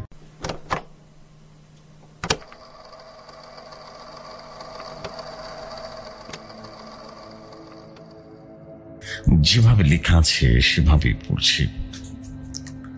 আসসালামু আলাইকুম জোশী ভাই, আমি একটা গল্প লিখেছি যেখানে সমস্ত কিছুই কাল্পনিক। গ্রামের নাম দিবেন তুলা। যদি ঘটনাটি সিলেক্টেড হয় তাহলে অবশ্যই জানাবেন, কারণ ঘটনার কিছু অংশ বাস্তব ঘটনা থেকে নেওয়া। পুষ্প গ্রামের সুন্দরী এক শিক্ষিত মেয়ে, ভালোবাসত একজন সৎ এবং নম্র যুবক নাবিলকে। তাদের বিবাহ হয় আর তারা একসাথে সুখের সংসার শুরু করে। কিন্তু একসময় পুষ্পর পুরনো বন্ধু রিয়া, যিনি একসময় পুষ্পকে একতরফা ভালোবাসতেন, ফিরে আসে। কিন্তু এবার সে বদলে গেছে। রিয়াজ তার বাসনা পূরণ করতে এক তান্ত্রিক কালাচাঁদের কাছে গিয়ে কালো জাদুর সহায়তা নেয়। সে পুষ্পকে নিজের কাছে পাওয়ার জন্য কালো জাদু করে, যার ফলে পুষ্পর সংসারে অশান্তি নেমে আসে। পুষ্প ধীরে ধীরে মানসিকভাবে দুর্বল হয়ে পড়ে এবং সে নাবিলের সঙ্গে দূরত্ব সৃষ্টি করে। অবশেষে এক বিভ্রান্ত অবস্থায় পুষ্প নাবিলকে ছেড়ে রিয়াজকে বিয়ে করে এবং রিয়াজ ও পুষ্প নতুন করে জীবনযাপন করা শুরু করে। দুজন সন্তান হয়, এক ছেলে আরিয়ান এবং এক মেয়ে নিশা। তারা সুখী ছিল কিছুদিন, কিন্তু অচিরেই শুরু হয় অদ্ভুত আরেক ঘটনা। রাতে ছায়া দেখা যায়, নিশা কাঁদতে কাঁদতে জেগে ওঠে। আরিয়ান নিজের গলা নিজেই টেপে ধরে। অদ্ভুত ঘটনা ঘটতে শুরু করলো। রিয়াজ বুঝতে পারে কালো জাদুর জিন এখন যে একদিন ডেকে এনেছিল সে তাদের নিজেদের সন্তানদের ধ্বংস করছে। তার মোল্লা হুজুর তান্ত্রিকের কাছে যায়, কেউই কিছু করতে পারে না। একদিন আরিয়ান হঠাৎ গ্রামের পুকুরের পাশে চলে যায়। তখন সে অদ্ভুতভাবে হেসে বলেছিল, মা, জিন ভাইয়া আমাকে সাঁতার শেখাবে। পুষ্প ছুটে যায়, আর কিন্তু দেরি হয়ে যায়। জিন আরিয়ানের উপরে ভর করে তাকে পুকুরে ডুবিয়ে বেড়ে ফেলে। গ্রামের লোকেরা দেখে কিন্তু কাউকে থামাতে পারে না। নিশা ধীরে ধীরে চুপ হয়ে যায়, খাবার খায় না, অদ্ভুত শব্দ করে। সবাই বুঝতে পারে কালো জাদুর জিন নিশার শরীরে ঢুকে পড়েছে। 22 বছর বয়সের নিশাও মানা যায়। এক রাতে ঘুমের মধ্যে চোখ খোলা, হাত মচড়ানো এবং শরীরে বরফের মতো ঠান্ডা। পুষ্প আর রিয়াজ ধসে পড়ে। রিয়াজ বুঝে তার কালো জাদুর কি ভয়াবহতা ডেকে এনেছে। তারা এক ধর্মীয় আলেমের কাছে যায়। আলেম বলেন যে ভালোবাসার অন্যের সংসার ভেঙে আসে, তার মধ্যে আল্লাহর বরকত থাকে না। কালো জাদু হারাম, আর জিন শুধু ধ্বংস আনে, শান্তি নয়। পুষ্প কাঁদে, রিয়াজ কান্নায় ভেঙে পড়ে। তারা তওবা করে, কুরআন তেলাওয়াত, রুহানি চিকিৎসা নেয়। গল্প শেষ হয় পুষ্পের কণ্ঠে। ভালোবাসা যদি জোর করে হয় তাতে শুধু অভিশাপ নেমে আসে, আর কালো জাদু কখনো সত্যিকার সুখ এনে দিতে পারে না। এবং সন্তানের লাশ রীতিমতো কোলে নিয়ে আমি বুঝি আমি যা হারিয়েছি তার দায় আমার নিজেরই। পেছনে ধীরে ধীরে ভেসে ওঠে ছায়া, সে জিন যাকে একদিন রিয়াজ নিজেই ডেকে এনেছিল। যে সময় এটাই ছিল ঘটনা। যদি ভালো লাগে পড়ে শোনাবেন। Thank you very much. সত্যি এই ঘটনাটা সত্য, যে একটা বিষয় সত্য যে আসলে ব্ল্যাক ম্যাজিক যারা করে তারা নিজেরাও বিপদেই পড়ে। মানে ব্ল্যাক ম্যাজিক যারা করে বা যাদের উপরে হয় তারা সবাই বিপদে পড়ে বেসিক্যালি। কেউ এই ব্যাপারটা থেকে কখনো কেউ ছাড় পায় না। ব্যাপারটা হচ্ছে অনেকটা এরকম। খুব সুন্দর ছিল গল্প অ্যান্ড মনোমুগ্ধকর ছিল। আমি খুব পছন্দ করেছি আপনার ঘটনা। থ্যাংক ইউ ভেরি মাচ আপনার স্টোরির জন্য। আপনার পরবর্তী ঘটনার অপেক্ষায় থাকলাম। আশা রাখি যে পরবর্তী ঘটনা অনেক সুন্দর হবে এবং আরো বড় হবে। সো আমি তেমন কথা বাড়াবো না, আমরা চলে যাচ্ছি পরবর্তী ঘটনায়। আশা করছি স্টোরিটা ভালো লাগবে। চলে যাই সর্বশেষ ঘটনায়।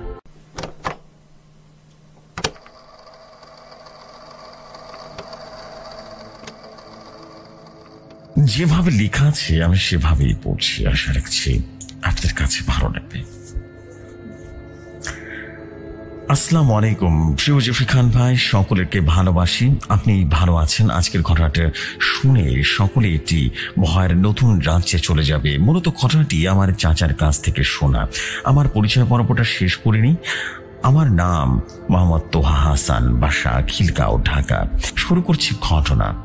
রহিম সাহেব সদ্য শহরে কোলাহল ছেড়ে গ্রামে এক নিস্তব্ধ বাড়িতে উঠেছেন। বাড়িটা পুরনো, চারপাশে আম কাঁঠালের বড় বড় গাছ আর পুকুর পাড়ে বাঁশ ঝাড়। প্রথম কয়েকটা দিন ভালোই কাটছিল। বিকেলবেলা পুকুর ঘাটে বসে মাছ ধরা, সন্ধ্যায় গ্রামে চায়ের দোকানে আড্ডা। জীবনটা যেন শান্তির চাদরে মোড়া। কিন্তু সমস্যাটা শুরু হলো চতুর্থ রাত থেকে। রাত তখন প্রায় 2:30টা। রহিম সাহেব গভীর ঘুমে আচ্ছন্ন ছিলেন। হঠাৎ করে তার ফোনে পরিচিত এক রিংটন বেজে উঠল। বিরক্তি নিয়ে চোখ খুললেন তিনি।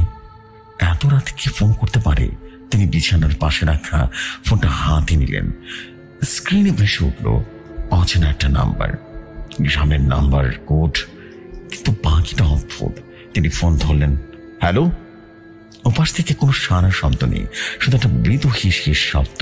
মনে হচ্ছে কেউ নিঃশ্বাস ফেলছে, কিন্তু খুব কাছ থেকে। রহিম সাহেব আবারও বললেন, কে বলছেন?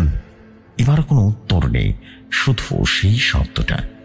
খানিকক্ষণ পর ওপাশ থেকে একটা ঘোনা গলার ফিসফিস শব্দ পাওয়া গেল। এখানে অন্ধকার, খুব অন্ধকার। রহিম সাহেব বুকটা রীতিমতো ছ্যাঁত করে উঠল। এটা কোনো সাধারণ কণ্ঠ নয়, কেমন যেন ভাঙা ভাঙা কণ্ঠ, চাপাটা আওয়াজ। তিনি তাড়াতাড়ি করে ফোনটা কেটে দিলেন। বুকটা টিপটিপ করছে। এই গ্রামে কারো গলায় এমন হতে পারে না। পরের রাতেও একই ঘটনা। ঠিক 2:30টার সময় ফোন বাজলো।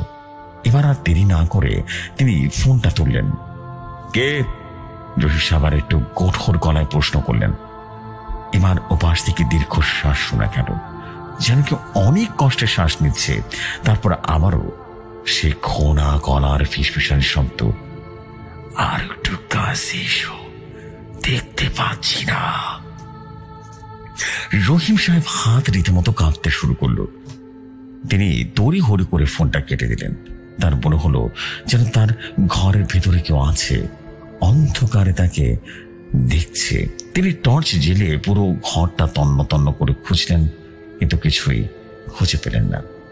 রাতে আর ঘুম এলো না তার। তৃতীয় রাতে তিনি সিদ্ধান্ত নিলেন ফোন ধরবেন না। ফোন বাজতে থাকলে বাজুক। ঘড়িতে ঠিক 2:30টা বাজতেই ফোনটা বেজে উঠল। রহিম সাহেবের চোখ বুঝে রইলেন। ফোন বাজছে তো বাজছেই, 1 মিনিট 2 মিনিট বাঁচতে থাকলো। একটা সময় তিনি আর থাকতে পারলেন না।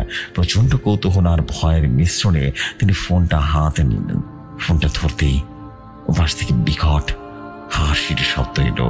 সে হাসি শুনে মনে হলো যেন কেউ কুৎসিত বিশ্রী প্রাণী দাঁত কেলিয়ে হাসছে। হাসির শব্দে গলাটা শোনা গেল, তুমি তো আমার সামনেই বসে আছো, শুধু ফোনটা ধরলে না কেন? রহিম সংকুচিত হয়ে গেল। তিনি বিছানায় বসেছিলেন, তার সামনে পুরোনো টেবিলের উপরে ছিল ভাঙা টেলিফোন সেটটা, যেটা বাড়িতে ওঠার পর থেকে অকেজো করেছিল। তিনি স্তম্ভিত হয়ে দেখলেন সেই ভাঙা টেলিফোন সেটের রিসিভারটা আলগা হয়ে পড়ে আছে, আর সেখান থেকেই হাসির শব্দ আর হিম করার শব্দ, চারিদিকে যেন হাসির শব্দটা বেরিয়ে চলেছে। তার হাতে ধরা স্মার্টফোনের স্ক্রিনটা তখনও জ্বলে আছে, সেখানে কোনো কল নেই।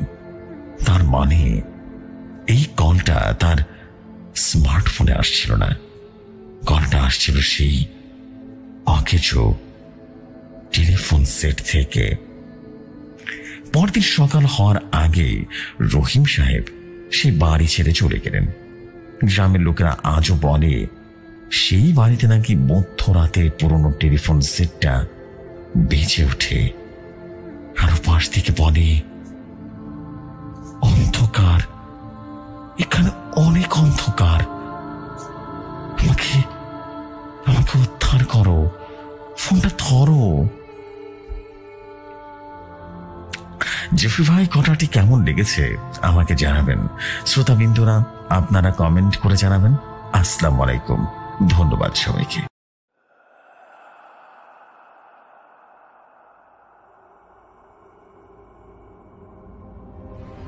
Wow, that is a beautiful story. That is a beautiful story. মধ্যরাতের টেলিফোন। বাই দ্য ওয়ে ভাই, আপনার নাম কি সেটাও তো জানা হলো না। আপনি গল্প লিখে পাঠিয়ে দিয়েছেন, আপনার নাম নাই। এনিওয়েজ, মধ্যরাতের টেলিফোন নামই ঘটনাটা শেয়ার করে দিলাম, যেহেতু আপনার নাম আপনি উল্লেখ করেননি।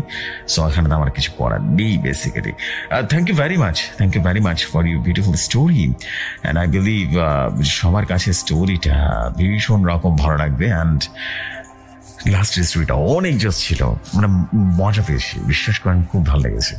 And this is the fact. আজকের এপিসোড এখানে শেষ করছি। আমি বেসিক্যালি আরেকটা এপিসোড আজকে করতে চেয়েছিলাম, অনেক ব্যস্তর কারণে ঠিকঠাক মতো করতে পারলাম না, তাই এখানেই আজকে শেষ করছি। আজকের এপিসোডটা আরও লম্বা হতো বেসিক্যালি, বাট আসলে করতে পারলাম না লম্বা, বিকজ আমার হাতের সময় খুবই কম আজকে। সো এখানে বিদায় নিচ্ছি, কাল কথা হবে নতুন এপিসোডে। ততক্ষণ সব ভালো থাকুন, সুস্থ থাকুন, অ্যান্ড মোস্ট ইম্পর্টেন্টলি বহুতে কথার সাথেই থাকুন। এক্স্যাক্টলি। অ্যান্ড ইনশাআল্লাহ দারুণ কিছু হয়ে যাবেই। সো এখানে বিদায় নিচ্ছি, ভালো থাকেন সবাই। আসসালামু আলাইকুম।